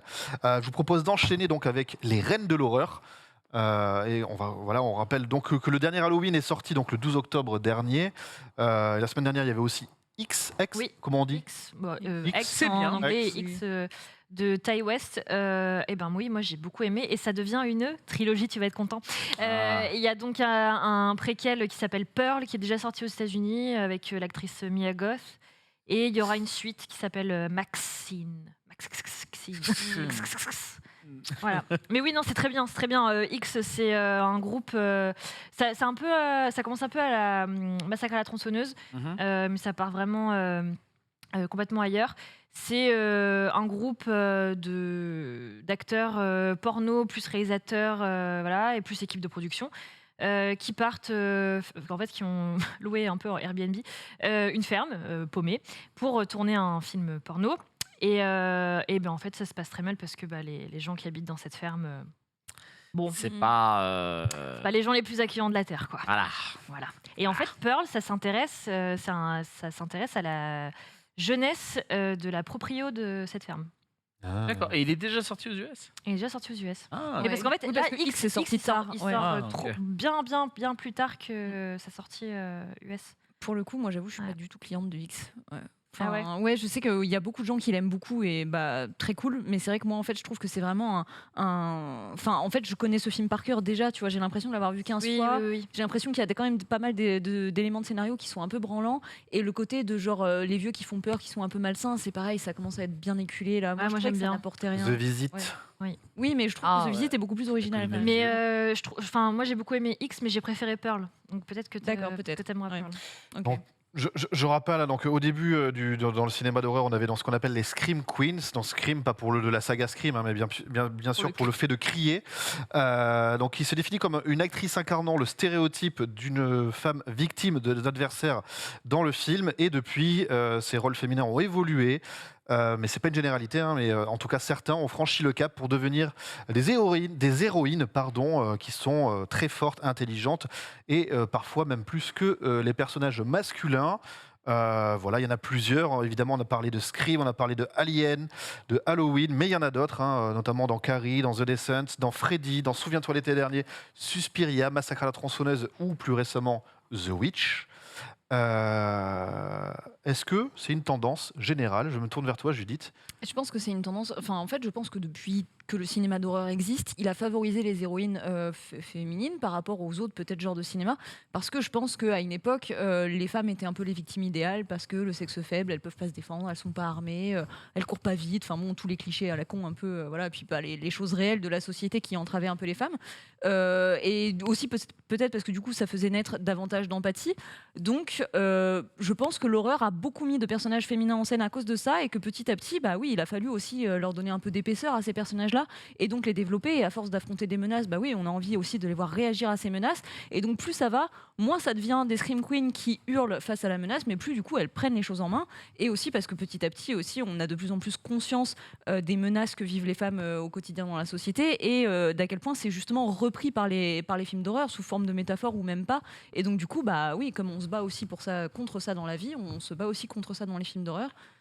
Et on parlait tout à l'heure de It Follows. It Follows est typiquement le genre de matérialisation à travers du surnaturel d'un problème de perception sociale autour des personnages féminins. C'est ça, oui, bah oui. Alors du coup, It Follows, ça a beaucoup été vendu, et c'est vrai, je pense, comme une métaphore de MST. Mais de manière générale, c'est vrai pour tout l'horreur en général. Je pense que toute l'horreur, c'est souvent un prisme pour raconter des choses qui ne sont pas forcément horrifiques en soi, mais c'est toujours un angle, en tout cas, pour mettre en lumière certains aspects de la société. Et pour moi, c'est par définition un genre beaucoup plus engagé et qui casse beaucoup plus les codes de la société qu'on peut le croire. C'est pas inutile, et c'est pas que du divertissement, l'horreur, comme beaucoup de gens le pensent. C'est lesquelles les héroïnes qui vous ont le plus marqué, les mieux réussies d'après vous, dans ces films d'horreur comme ça? Est-ce qu'il y en a une qui vous vient, ou une ou plusieurs, hein, qui vous vient à l'idée, en tête, assez vite, quand vous pensez comme ça, des films d'horreur, des sagas de... Bah, moi, ce qui m'a le plus marqué, parce que ça, elle a marqué mon adolescence, c'est Sidney Prescott. C'est Sidney? Scream, hein, C'est une des premières à commencer à casser des gueules un peu, ou il y en avait déjà avant Il y a Laurie Strode, quoi. Alors, Ouais. Laurie Strode, elle cassait pas des gueules au début. Hein. Ouais, Justement, Au début, Et- quoi. C'est ouais. au fur et à mesure. Puis Oui, lui, mais- il vieillit aussi. Hein, donc, Oui, bon, voilà. c'est un peu plus fracasse. Laurie, on le quoi. rappelle, c'est Halloween, Ouais. pour le coup, et Sidney, c'est dans Scream. Ouais. Ouais. Ok. Donc toi, du coup, Scream, t'es plutôt team Sidney. Ouais. Qu'est-ce qu'il a d'intéressant, ce personnage? Qu'est-ce qui est intéressant dans ce personnage? En fait, ce qui est moins intéressant peut-être avec Laurie, c'est qu'on en apprend beaucoup moins sur sa vie et on grandit peut-être un petit peu moins avec elle. Alors que, j'allais dire que Scream, que Sidney, on la suit au lycée, à l'université, en tant que jeune active, et puis après, des années plus tard, avec sa cousine. Enfin, je raconte pas ce qui se passe ensuite. En tout cas, sa famille. Sa nièce, pardon. Oui. En tout cas, sa famille et tout ça. Sa enfin, famille ouais. et tout ça. Et en fait, voilà, on grandit un peu avec elle. Et en tant que spectatrice, en tout cas, on apprend à se déconstruire sur certaines normes. Et aussi, on apprend, je pense, avec elle, à identifier les dangers qu'il peut y avoir dans la vie d'une jeune femme. Et ça passe par ses relations, par même son lieu de travail, par ses lieux de sociabilité et de sociabilisation. Et en fait, tous les Scream racontent vraiment quelque chose, autant sur la place des femmes dans la société et même la place des êtres humains dans la société et les interactions et les dangers qu'on peut encourir, et sur le cinéma de genre en tant que tel. Et alors le 4, c'est le meilleur pour ça, parce qu'on a vraiment des personnages qui sont ultra cinéphiles, qui sont ultra fans de films d'horreur et qui déconstruisent les films d'horreur, qui jouent avec les codes, qui les détournent. Et c'est très drôle. Et d'ailleurs, il y a un des personnages dans le 4 qui rappelle tous les codes que tu citais tout à l'heure dans ta chronique. Voilà, faut être vierge, faut pas aller au teuf, que des trucs comme ça. Faut pas dire je reviens tout de suite. Déjà dans le premier. C'est tout le propos même de la saga. Hein, C'est tout le propos son de la ensemble. saga. C'est vraiment réinventer le cinéma d'horreur, en jouer, en rire, le respecter toujours. Mais en fait, moi, c'est tout un ensemble comme ça dans la franchise Scream et dans le personnage de Sidney qui me plaît. Et oui, de toute façon, en plus, je pense que j'ai commencé à regarder au bon âge. Je suis dans le bon âge, entre guillemets, pour suivre la série, la franchise. Et ouais, je pense que c'est vraiment le personnage qui m'a le plus marqué et la saga qui m'a le plus marqué, en tout cas en slasher et en Scream Queen. Marie, tu parlais de Laurie. Laurie, il y a deux époques. Hein. Il y a vraiment le Ouais. côté où elle est poursuivie et où elle arrive à s'en sortir tant bien que mal. Mais elle s'en sort. Mais elle s'en sort. Et il y a Ouais. la phase où, donc plus récente, Celle qui le sort, quoi. où là, Donc, pour le coup, elle va au combat. Ouais. C'est elle-même qui mène la danse. Elle fait des trappes et tout, à savoir qui est le monstre à la fin, hein, qui donne une leçon à qui. C'est maman, donc, j'ai raté l'avion. Quoi. Bah, franchement, ouais. Moi j'aime bien Laurie Strode parce que j'aime beaucoup aussi Jamie Lee Curtis. Et je pense que c'est peut-être l'héroïne que j'ai préférée dans les films d'horreur. Après, je suis assez d'accord. Neve Campbell, elle a une gueule, tu vois. Elle a une mâchoire, elle a un regard, elle a quelque chose d'hyper d'hyper sauvage. C'est une meuf qu'on peut pas dompter comme ça. Donc c'est vrai que à l'époque, en tout cas en tant que jeune fille, je la trouvais très forte à l'écran. Et c'était hyper inspirant. Et j'ai bien aimé aussi le fait qu'ils en fassent une meuf un peu badass, smart dans ses Qui balance des kicks, qui bloque les portes pour pas. Voilà, qui Ah. réfléchit. Ouais, c'est ça, ouais. Ouais. Je me retourne vers toi, Judith. J'ai une question sur le chat. Est-ce que Sarah Connor dans Terminator, elle fait partie de ces héroïnes qui fonctionnent parce que tu vois, Cameron n'est pas forcément le meilleur auteur des personnages féminins. Oui, enfin non, mais en vrai, si, il a fait des choses très bien, par exemple avec Titanic ou effectivement avec Terminator. C'est sur. Oui, c'est sur Aliens que moi je l'ai un peu là, mais sinon ça va. J'ai pas de mal avec Cameron, mais Sarah Connor, bah oui, en fait, le premier Terminator, c'est vrai qu'il lui aussi il respecte beaucoup les codes du film d'horreur, beaucoup plus que de la science-fiction pure. Donc oui, dans le premier, elle a un peu le même fonctionnement que certaines Scream Queens, même si elle est pas là à hurler à la psychose, mais oui, dans le premier en tout cas, absolument. Puis après, c'est un peu plus le chemin d'une Ripley, mais oui. Oui, parce que dans le 2, elle commence elle aussi à s'armer. Et... C'est plus Lara Croft dans le 2, ouais. Ouais. Et alors, du coup, tu parlais de Ellen Ripley dans Alien. C'est un personnage assez fascinant. Est-ce que c'est un personnage sur lequel tu as déjà fait des vidéos dessus? Ouais, une vidéo, en tout cas consacrée à Ripley dans le premier film, parce que je trouve que voilà, elle est radicalement mise en scène de manière différente selon les films. Donc, comme moi, je me base sur la mise en scène, je me suis centrée sur le premier, où je trouve que voilà, elle est vraiment une incarnation moderne de Prométhée, telle qu'on l'entend dans la mythologie grecque. Donc, c'est une théorie comme ça auquel les gens adhèrent pas forcément, mais vous voyez ma vidéo. Et sinon, si je peux citer aussi peut-être une héroïne plus récente que je trouve être une digne héritière un peu des Laurie Strode et des Sidney Prescott, c'est Grace dans Wedding Nightmare ou Ready or Not en anglais, qui est interprétée par Samara Weaving, et justement film réalisé par le duo de réalisateurs qui réalise les Scream 5 et Scream 6. Et pour moi, ça c'est vraiment la Scream Queen moderne. Où en plus, là, ce qui est intéressant dans ce film, c'est que on va pas être sur du slasher. Bon, c'est pas exactement un slasher. Excuse-moi, est-ce que tu peux juste resituer c'est quoi le scénario du film, s'il te plaît? Excuse-moi. C'est l'histoire d'une jeune femme qui, le soir de ses noces, est donc dans la famille de son mari, qui est une famille très riche, qui a tout un patrimoine, et donc c'est dans leur manoir. Et ils font une petite séance de jeu de société pour clore la journée. Elle doit tirer au pif une carte qui va indiquer à quel jeu ils vont jouer. Et la carte qu'elle tire, c'est cache-cache. Et en fait, la partie de cache-cache, traditionnellement dans cette famille, c'est toute la famille du marié qui essaye de buter la mariée avant le lever du soleil. Ah, lourd. Donc voilà, là Okay. c'est pas la nuit de noces dont elle rêvait. Et en fait, je trouve, elle est très moderne dans sa manière en fait d'être écrite de manière très réaliste. C'est-à-dire qu'au départ, elle est absolument paniquée, elle est toute vulnérable, et petit à petit, au fur et à mesure des épreuves qu'elle va traverser, elle va se renforcer jusqu'à devenir une warrior. Et ce qui est intéressant dans ce film, c'est que pour moi, cette fois-ci, ça ne parle pas un peu de la menace masculine qu'il peut y avoir sur les femmes, mais ça parle beaucoup plus des riches contre les pauvres un petit peu. Et c'est plus les différences de classe qui sont mises en parallèle et qui sont réétudiées à travers l'œil du film d'horreur. Et je trouve ça passionnant. Un peu comme dans Get Out, quelque part aussi, peut-être? Oui. Ah bah alors là, en plus, il y a les thématiques raciales qui sont appliquées en plus, mais ouais. Mais ça fait partie un peu de toute cette nouvelle génération de cinéastes et de films d'horreur de ce genre-là. Il y avait aussi un Midsommar aussi que je trouve vachement bien, qui est un peu une Final Girl aussi. Alors, il y a la Scream Queen et la Final Girl, mais Est-ce que tu peux définir Final Girl pour que tout le monde soit aligné? La Final Girl, c'est comme son nom l'indique, c'est la dernière. Survit. C'est celle qui survit, Ouais. c'est celle qui reste, c'est la toute dernière, la survivante. Donc souvent la Final Girl, c'est une Scream Queen, souvent. Oui, c'est souvent le slasher. C'est souvent le même schéma, la même manière d'être représentée. Mais la Final Girl n'est pas toujours quelqu'un qui va combattre. Ça reste quand même quelqu'un qui subit, mais qui à la fin accepte son sort. Plutôt que d'aller contre son sort, elle va l'accepter. Et c'est pour ça que je pensais à Midsommar. Oui.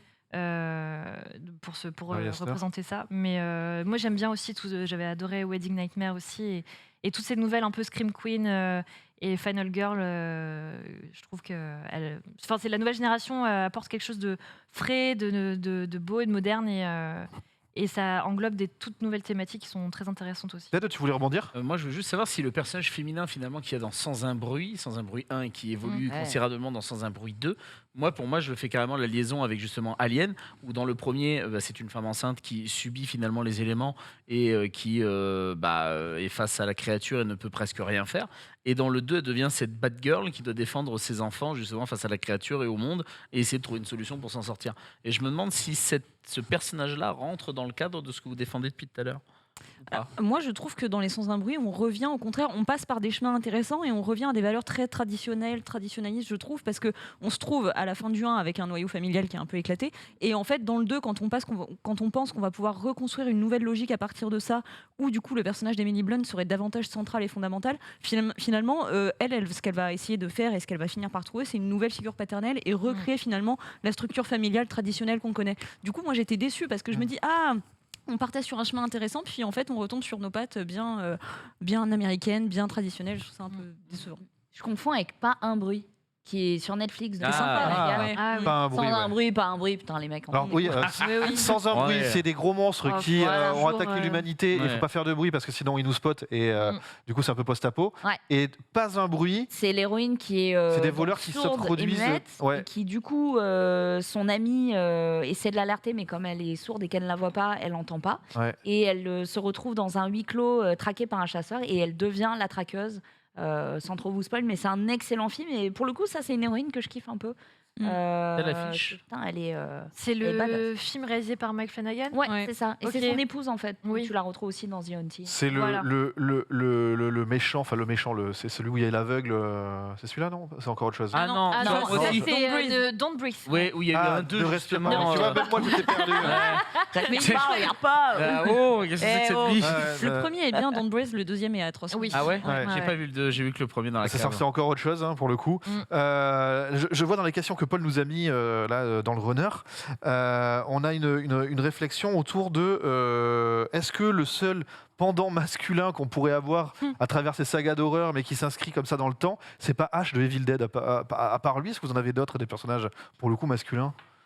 Alors, il y en a forcément, mais... C'est rien. pas une évidence comme ça. Rien que hein. celui qui survit pas aux dents de la évident, mer, mais bon, c'est pas vraiment Ouais. un slasher. C'est vrai que Les Dents de la Mer, c'est une saga beaucoup plus masculine, mais Spielberg, en général, écrit surtout des personnages masculins. Donc, Cameron écrit par contre des personnages beaucoup plus féminins. C'est pour ça Oui, que oui. je trouve ça intéressant qu'on parle de lui. Très souvent dans ses films, le personnage féminin a un très très gros rôle.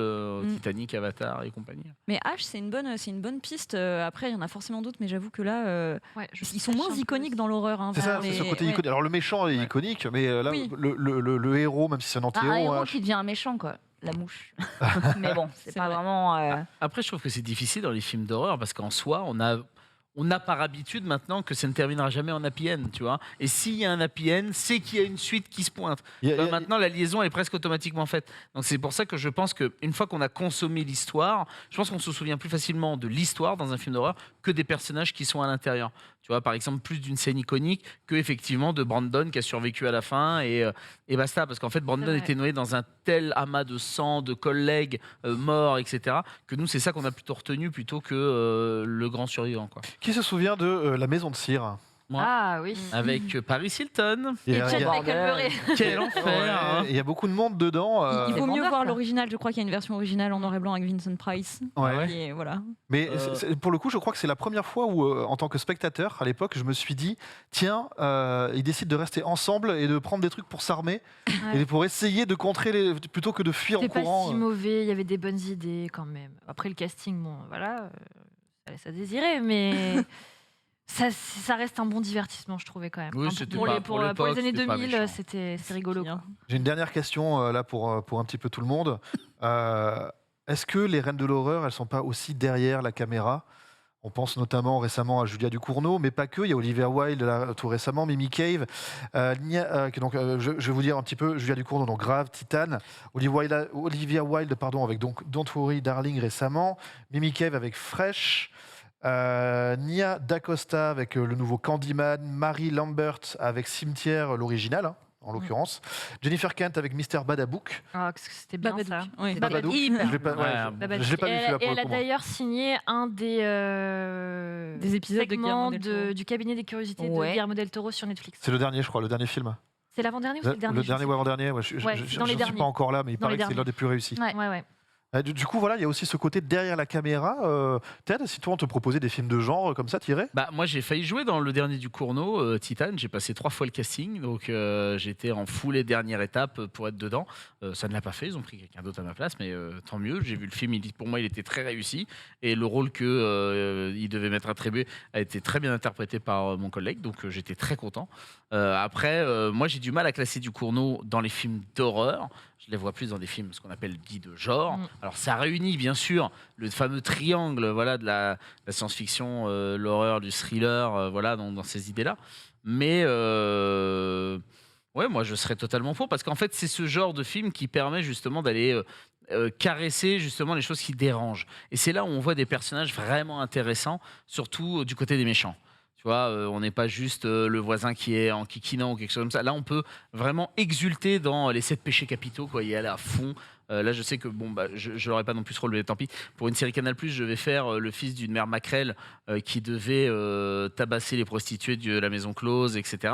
Tu vois, moi, c'est un rôle qui est à l'antipode de moi, tu vois. Mais j'aurais adoré jouer ce personnage parce que justement, ça permet de pas d'exulter, mais de montrer une autre facette et de voir jusqu'à où toi-même tu es capable d'aller dans un rôle. Après, je sais pour pas. dénoncer aussi les choses. Enfin, Tout à fait. Et je sais pas qu'est-ce qu'on m'aurait demandé et jusqu'à où j'aurais pu aller, tu vois, parce qu'on reste quand même dans la dynamique du jeu. Et ça, faut jamais l'oublier. Quand on dit on joue, c'est on joue dans le plus beau sens du terme. C'est vraiment le policier et la voleur. C'est on rentre dans des rôles et on est des gosses, quoi, et on joue. Mais ouais, moi, ça m'intéresserait de fou d'avoir ces rôles-là. Complètement. Judith, dans Demoiselles d'horreur, tu fais une vidéo tous les combien? T'as un rythme, t'as un truc, une parution particulière? À une époque, j'en faisais une par mois et en fait, c'est devenu un peu. Les analyses ont commencé à s'espacer parce que ça prend beaucoup de temps et que du coup, j'ai aussi ramené d'autres formats. Donc maintenant, il y a aussi parfois un peu de vidéos d'actu, les interviews.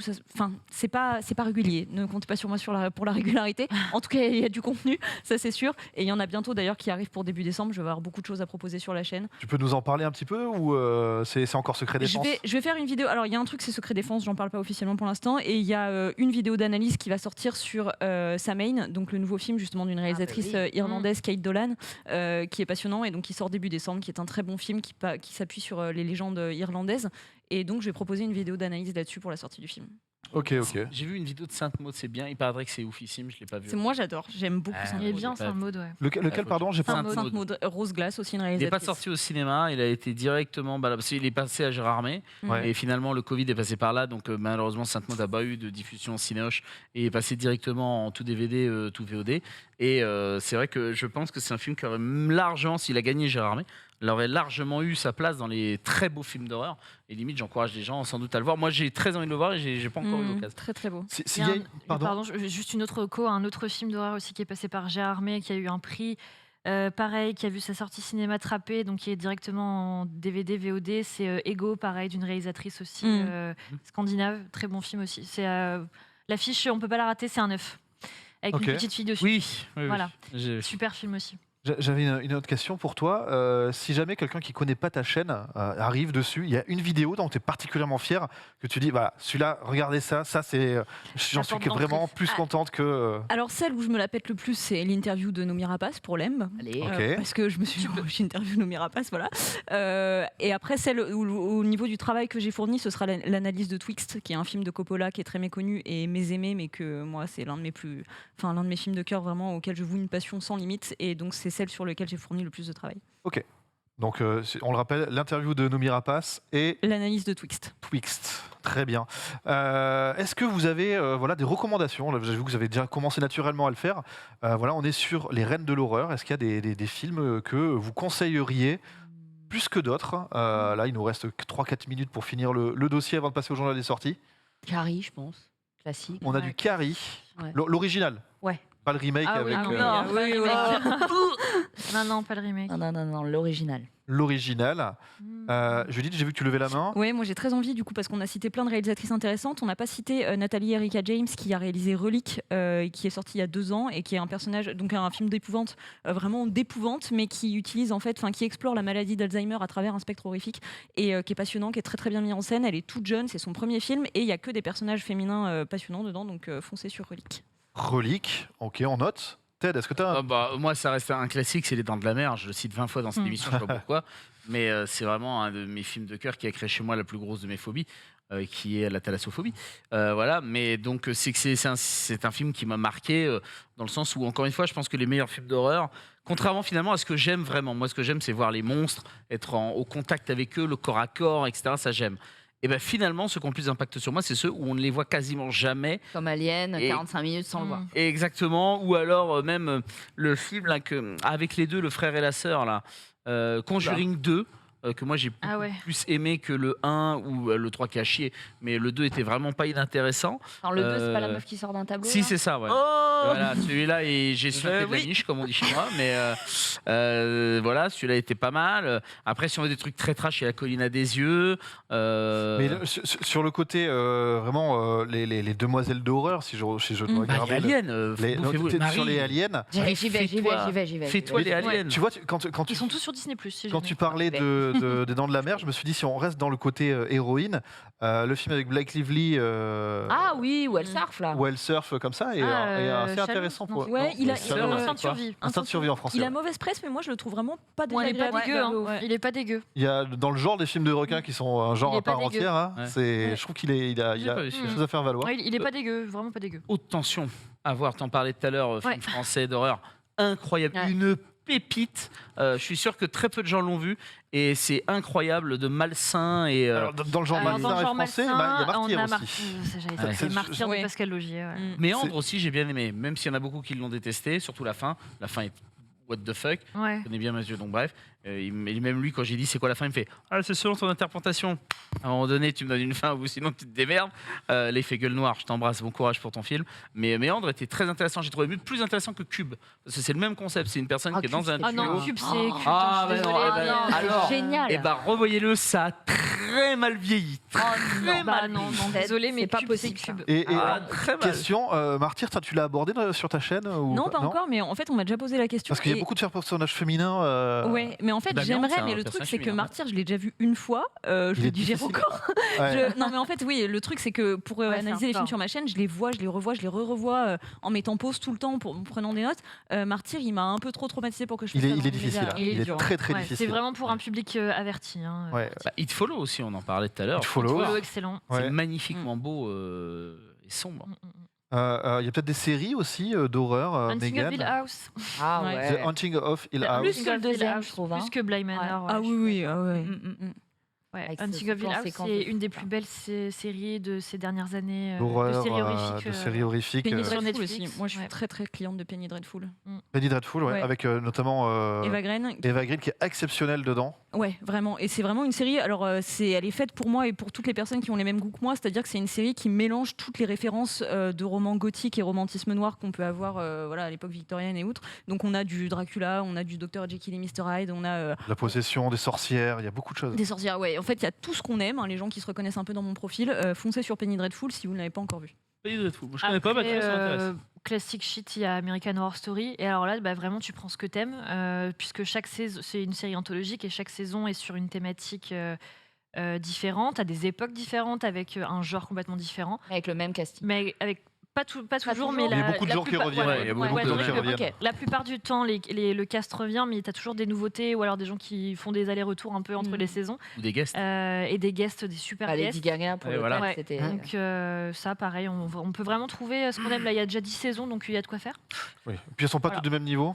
Non, pas tous du même niveau, ça c'est Il y sûr. a à boire et à Cabinet de manger. curiosité Mais, aussi, voilà. hein, on en parlait tout à l'heure. Cabinet sur de Netflix. curiosité.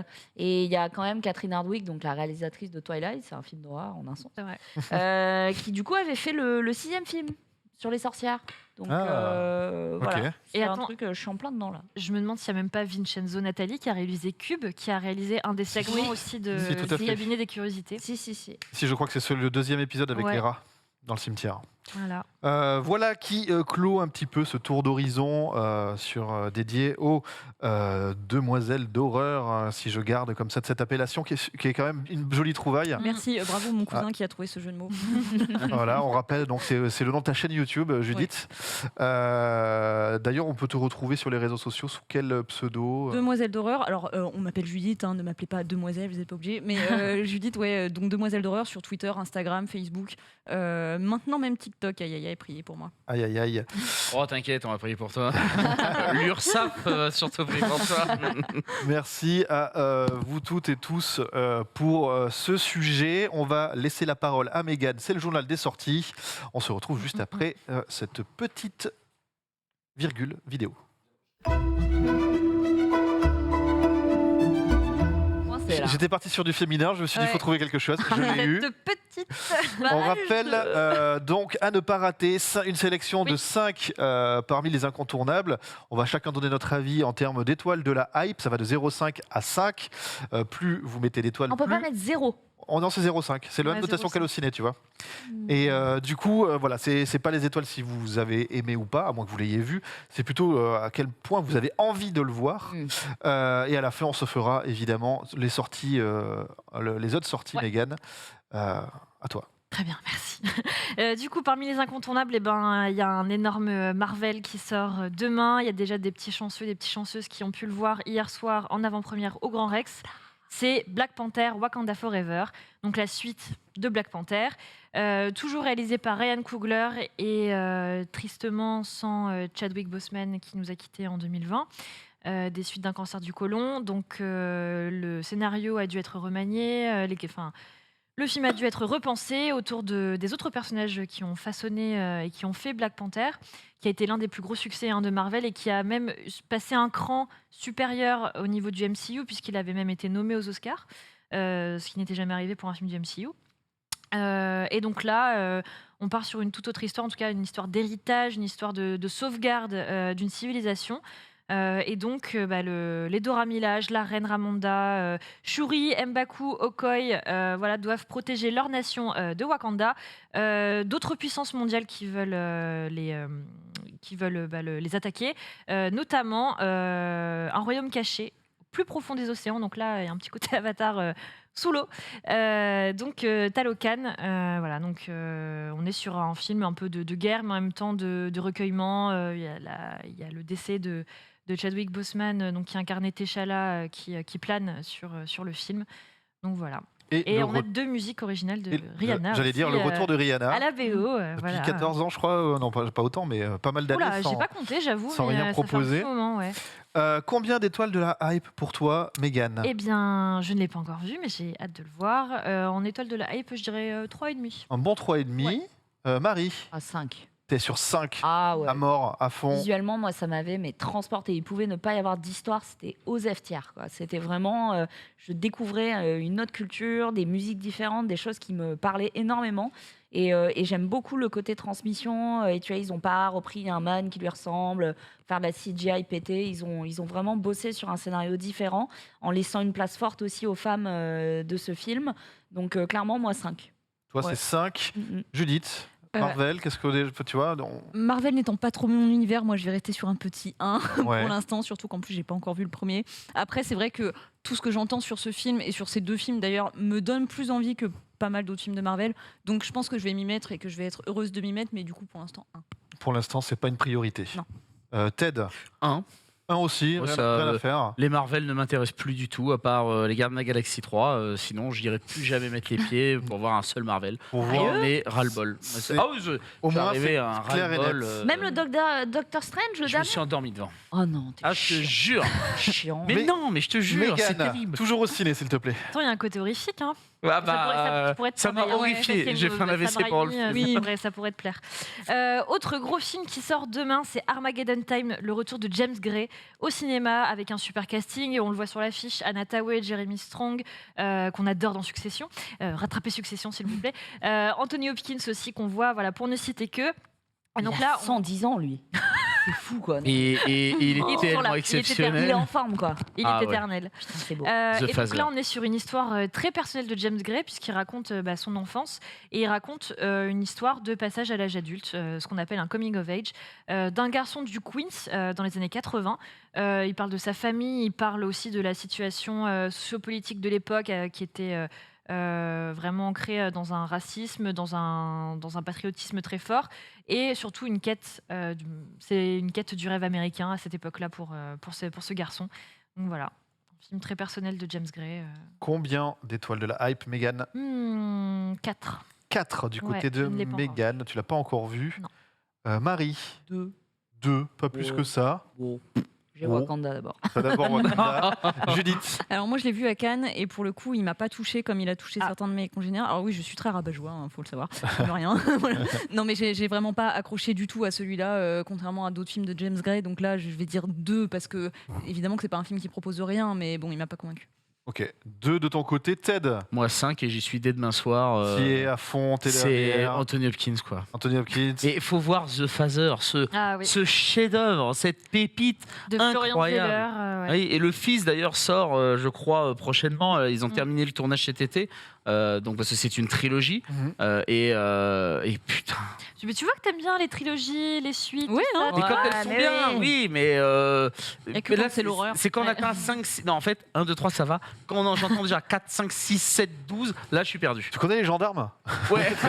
Et ben, ils en ont fait 2 de trop, selon moi. Mais sinon, c'était pas mal. Armageddon Time de James Gray, donc à découvrir au ciné, cinéma. toujours au cinéma, Toujours les au couleurs cinéma, de l'incendie. Une suite, on est encore dans les suites. Oh, mais oui. Donc ça s'appelle Couleurs de l'incendie et c'est la suite du très très beau Au revoir là-haut d'Albert Dupontel. Sauf que là, ce n'est plus Albert Dupontel qui est à la barque, c'est Clovis Cornillac. Donc en fait c'est la suite, parce que c'est un roman, hein, Au revoir là-haut à la base, et donc là on est sur la suite littéraire. Donc qui est adapté au cinéma. On a quand même un très très beau casting, hein, Léa Drucker, Benoît Poelvoorde, Alice Isaz. Et donc adaptation de ce bouquin, toujours de Pierre Lemaître, donc suite de la saga Au revoir là-haut. On est en février 1927 et on est sur une histoire de succession en plein moment de ruine.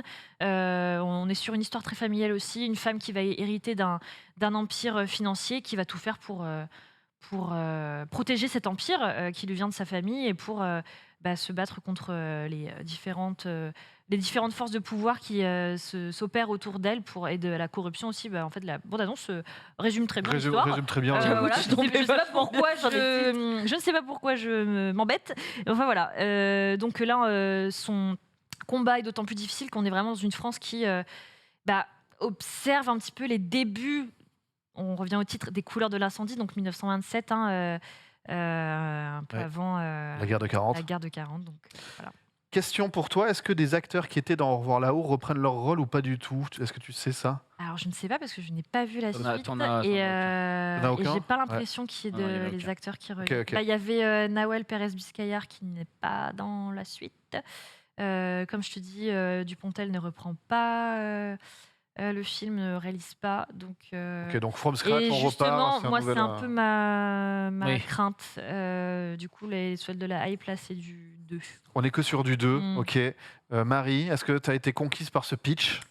0.5. 0.5, la Je note te la plus raconte très basse. bien, mais je suis On aura pas eu sensible. 0,5 et 5 du côté de Marie. Ouais. Judith, Plutôt 3, moi, à choisir pour Plutôt le coup. 3. Oui, parce que c'est le genre d'histoire qui peut me tenter. J'avais pas été tout à fait séduite par Au revoir là-haut, mais je suis intriguée par l'idée qu'il y ait une suite et quand même un super casting. Donc ça peut plus me tenter dans l'esprit. Ouais. plutôt 3. Ted, Bah, plutôt 3 parce qu'il y a Gourmet, j'aime beaucoup cet acteur, Olivier Gourmet qui est très très bon. Poelvoorde m'a déçu plus ou moins régulièrement, donc je ne sais pas trop qu'en penser. Léa Drucker, pourquoi pas. Moi, ce qui me fait très peur, c'est que Dupontel a mis la barre tellement Ouais. haut. Et là, on voit le début, le suicide, qui finalement déclenche sans doute ce film-là par la suite, mais qui est la fin de Au revoir là-haut.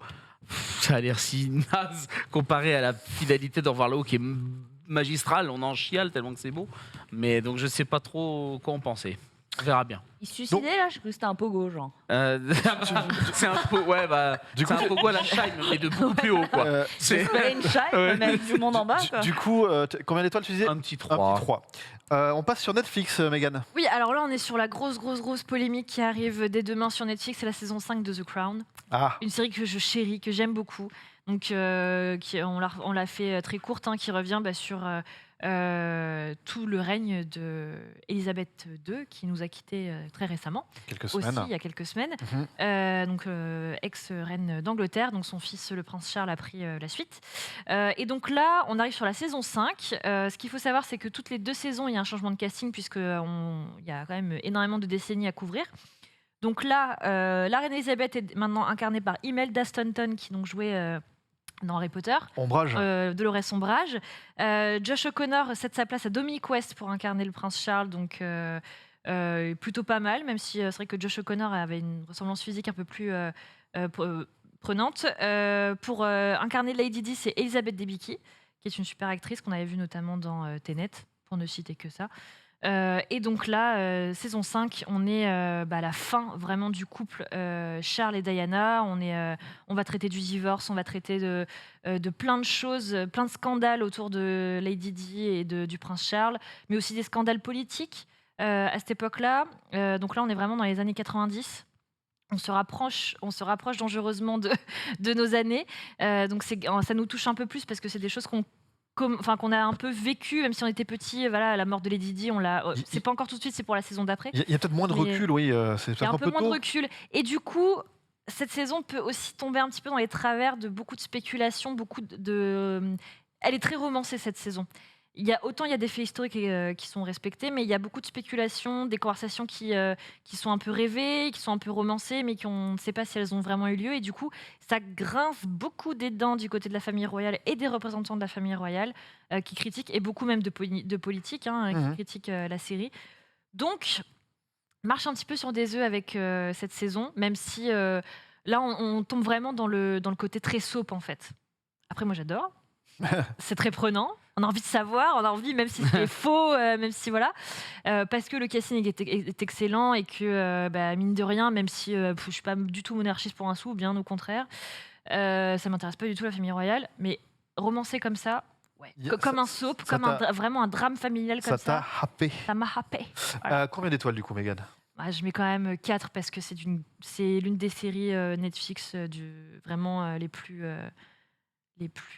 fortes, et c'est d'une très très grande qualité. Que ce soit en termes d'écriture ou en termes de mise en scène, c'est...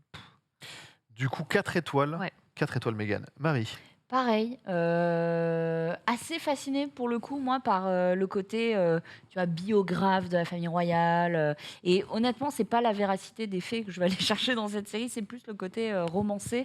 Avoir des images, des images et un super casting pour me servir les quelques 3 articles gala que j'ai pu lire au cours de ma vie sur la famille royale. Donc vraiment assez hypé, donc un bon 4, moi. Judith? Moi, j'ai aussi envie de dire 4, mais moi, ce qui est terrible, c'est que j'ai pas encore regardé The Crown, mais que en fait, c'est horrible. Mais avec du coup tout ce qui s'est raconté, en plus, à l'approche un petit peu du grand âge et du décès de la reine Elisabeth, il y a aussi beaucoup de documentaires qui ont commencé à sortir et à tourner sur les chaînes ces dernières années. Et du coup, ça m'a un peu, ça a un peu flatté mes bas instincts de voyeuse peut-être. Ça, hein. Et du coup, c'est vrai que plus ça va, plus je me dis en fait, il faut vraiment que je me jette sur cette série. Et aussi, parce que ça fait un petit peu plaisir que ça les fasse grincer des dents et que j'ai envie d'avoir un peu de drama. Mais c'est pas très noble comme instinct, mais on va dire que je suis un peu hypée quand même. Oui, mais c'est la série parfaite pour ça, c'est ce qu'il faut chercher. Ouais. Et c'est du drama noble, bien fait. Voilà, c'est du bon soap, quoi. 4. Moi, tout dépend. Est-ce que cette série-là, je peux la mettre en parallèle avec un House of Cards, dans le sens où ça parle de politique, ça parle de complot, ça parle de... ou absolument pas, et c'est quelque chose vraiment de beaucoup plus terre-à-terre, et... J'ai jamais vu moi la série. Les personnages me donnent beaucoup envie parce qu'ils ressemblent beaucoup. Et pour une fois, je trouve que c'est vraiment bien travaillé. Donc ça me donnerait une envie, même si on sent que ça va finir sous le pont de l'Alma, on connaît. Mais il tournait d'ailleurs il n'y a pas très longtemps à Paris. Il tournait la scène de l'accident. Qu'on ne verra pas. En fait, on verra juste la voiture et les paparazzis derrière s'enfoncer sous le pont. Oui, on ne verra pas les détails du truc. l'accident. Du coup, combien d'étoiles tu mettrais? Je sais pas, est-ce que ça ressemble au House of Cards? Est-ce que je peux comparer cette série à ça? Absolument pas. C'est non, c'est un 2. C'est plus terre à terre. C'est vraiment sur les relations humaines, mais avec un côté très drama, mais genre. Non, c'est un 2. On sera sur un 2. Toujours sur Netflix, Mégane. Toujours sur Netflix. Et là, on est sur la suite du film français, l'un des films français les plus populaires sur Netflix, qui a vraiment cartonné à l'international, c'est Balle perdue. De Guillaume Pierret avec Alban Lenoir, et donc là on est sur Balle perdue 2 ans après. Donc voilà, ils n'ont pas décidé de l'appeler Balle retrouvée, mais ce sera Balle perdue 2. Voilà, ça aurait été tellement du génie.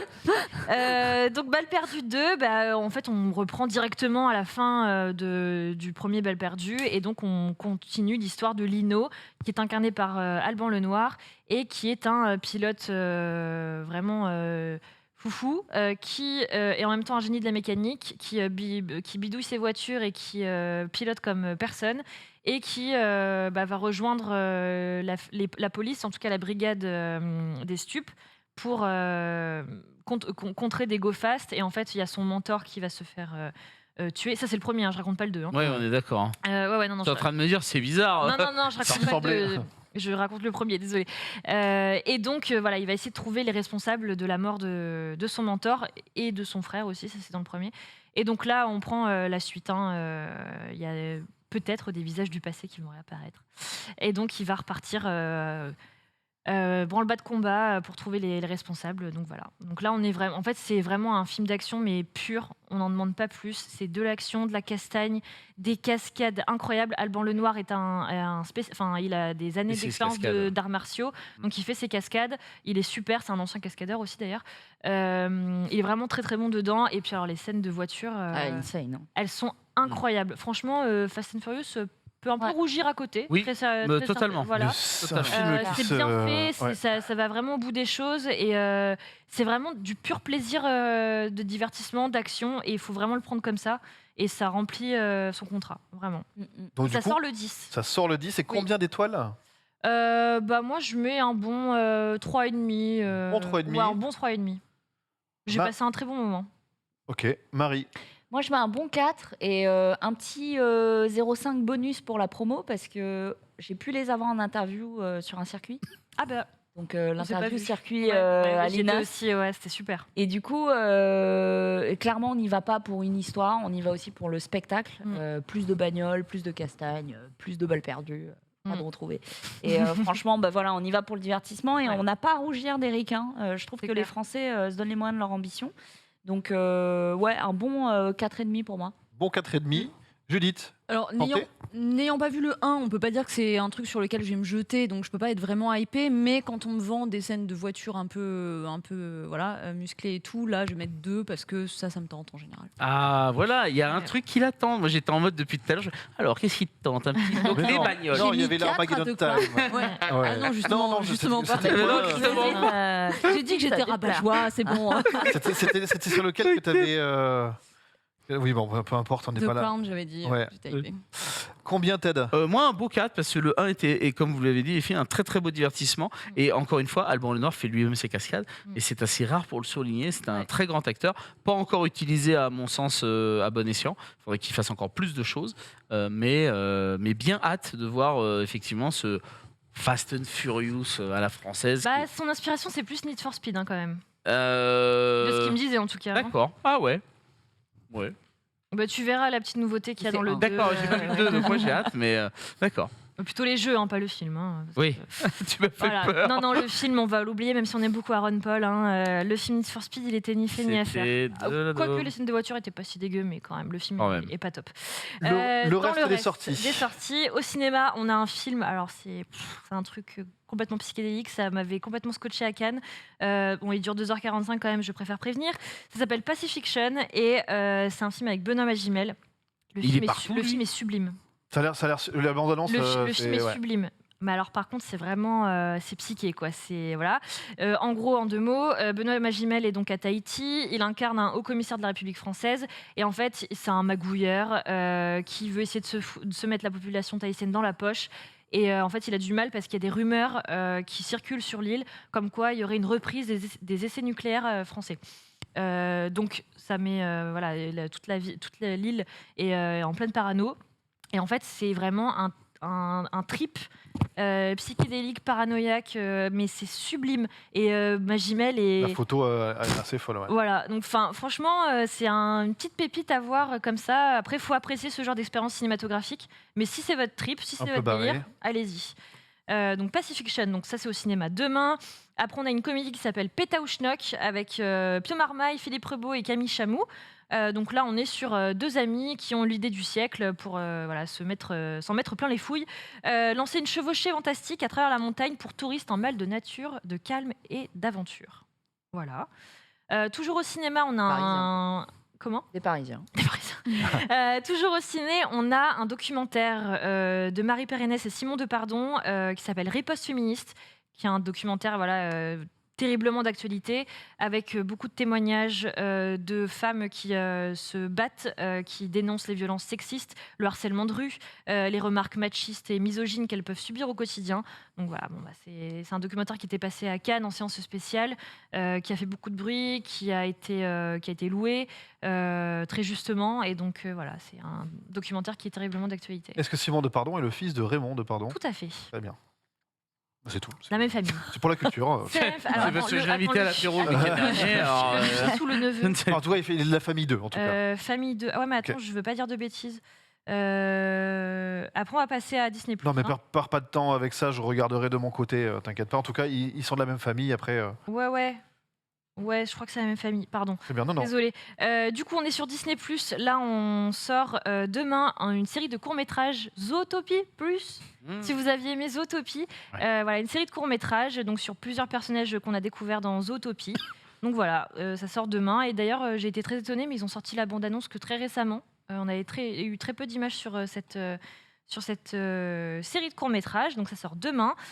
Sur Canal+, ça sort le 10. Et c'est une série en 6 épisodes par le producteur de Bodyguard. Je ne sais pas si vous vous rappelez, avec Richard Madden. Ah oui, c'est pas mal. ça. La série qui était passée sur France 2 puis sur Netflix.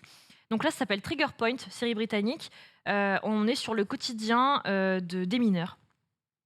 Et c'est très bourrin, ça castagne, ça explose. Voilà, si vous aimez ce genre de série avec beaucoup de suspense, de rebondissements, où ça explose de partout, c'est pour vous. Sur Canal+ Série, c'est sorti depuis hier, ça s'appelle Mood.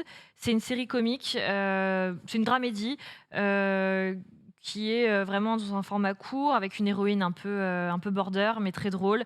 Et en fait, elle raconte un peu sa vie à travers des chansons qu'elle a créées, mais en rap. Et donc, c'est une rappeuse de 25 ans qui rêve de gloire, mais qui va se retrouver à la rue. Et donc, elle va essayer de s'en sortir avec son talent musical. C'est en 6 épisodes. Sur Salto, on a un reboot qui sort le 11 novembre, un reboot du Prince de Bel-Air. Et ça s'appelle Bel-Air, tout simplement. Donc, c'est un reboot, mais en fait, qui arrive un petit peu tard en France, parce que c'est déjà sorti il y a quelques temps aux États-Unis D'accord. sur Peacock. J'imaginais un reboot Français bien France Télé, Non, bien. non.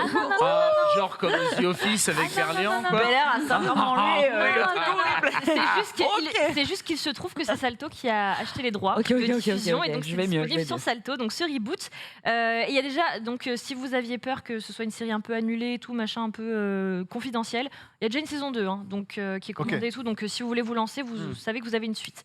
Donc ce reboot là, Supervisé par Will Smith, il y avait écrit sur l'affiche. Oui, oui. c'est lui qui est derrière, Ouais, qui donc, prod ouais, et ça faisait, peut promettre une qualité. il est au moins là. Ouais, voilà, c'est ce que j'ai eu sur peur, moi. Prime, on a la série Mammals. C'est une dramédie avec James Corden. Une dramédie avec deux couples qui se déchirent, avec des secrets. Donc voilà, dramédie avec des James animaux. Corden. C'est pour l'affiche, mais oui, c'est représentatif de leurs secrets, de ce qu'ils sont, de ce qu'ils cachent. Voilà. Donc sur Amazon Prime, ça sort le 11. Sur Apple TV+, une série que j'adore. Là, c'est la saison 3. Ça s'appelle Mythic Quest. Une série par Rob McElhenney qui a fait notamment It's Always Sunny in Philadelphia, qui est une sitcom qui cartonne aux États-Unis. Et donc là, on est... en fait, c'est une comédie de bureau. Dans un studio qui est chargé d'un développement d'un jeu vidéo qui s'appelle Mythic Quest. C'est un peu dans la même veine que World of Warcraft, pour resituer un petit peu le jeu vidéo qu'ils sont en train de développer dans la série.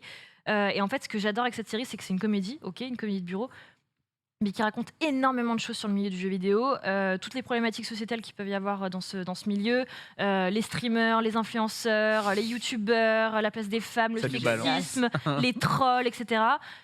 Tout et même les complications pour développer un jeu vidéo, la pression, Les heures sup, le crunch. voilà, ouais. tout ce qui peut se passer dans ce milieu-là, les bonnes choses comme les mauvaises choses. Parce qu'il y a plein de bonnes choses aussi dans les jeux vidéo et dans ce milieu-là. Mais en tout cas, c'est super intéressant. Et par le prisme de l'humour, on raconte énormément de choses. Et c'est super bien écrit, super bien incarné. Donc si vous l'aviez raté, rattrapez-la, c'est sur Apple TV+. Ça s'appelle Mythic Quest.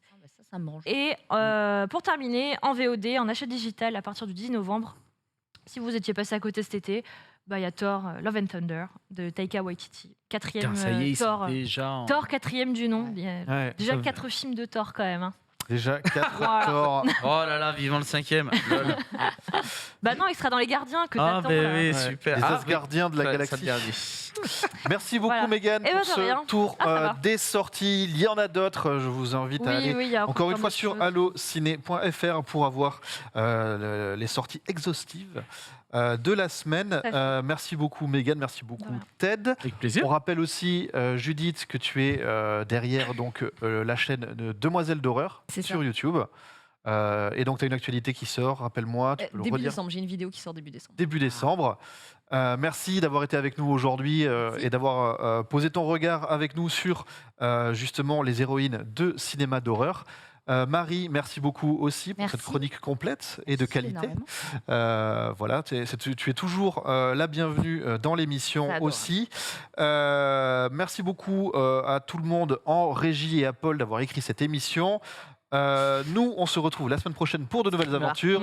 En attendant, ce soir, c'est le récap et le react. Et à la semaine prochaine sur la nouvelle édition de No Spoil. Ciao, ciao! Salut.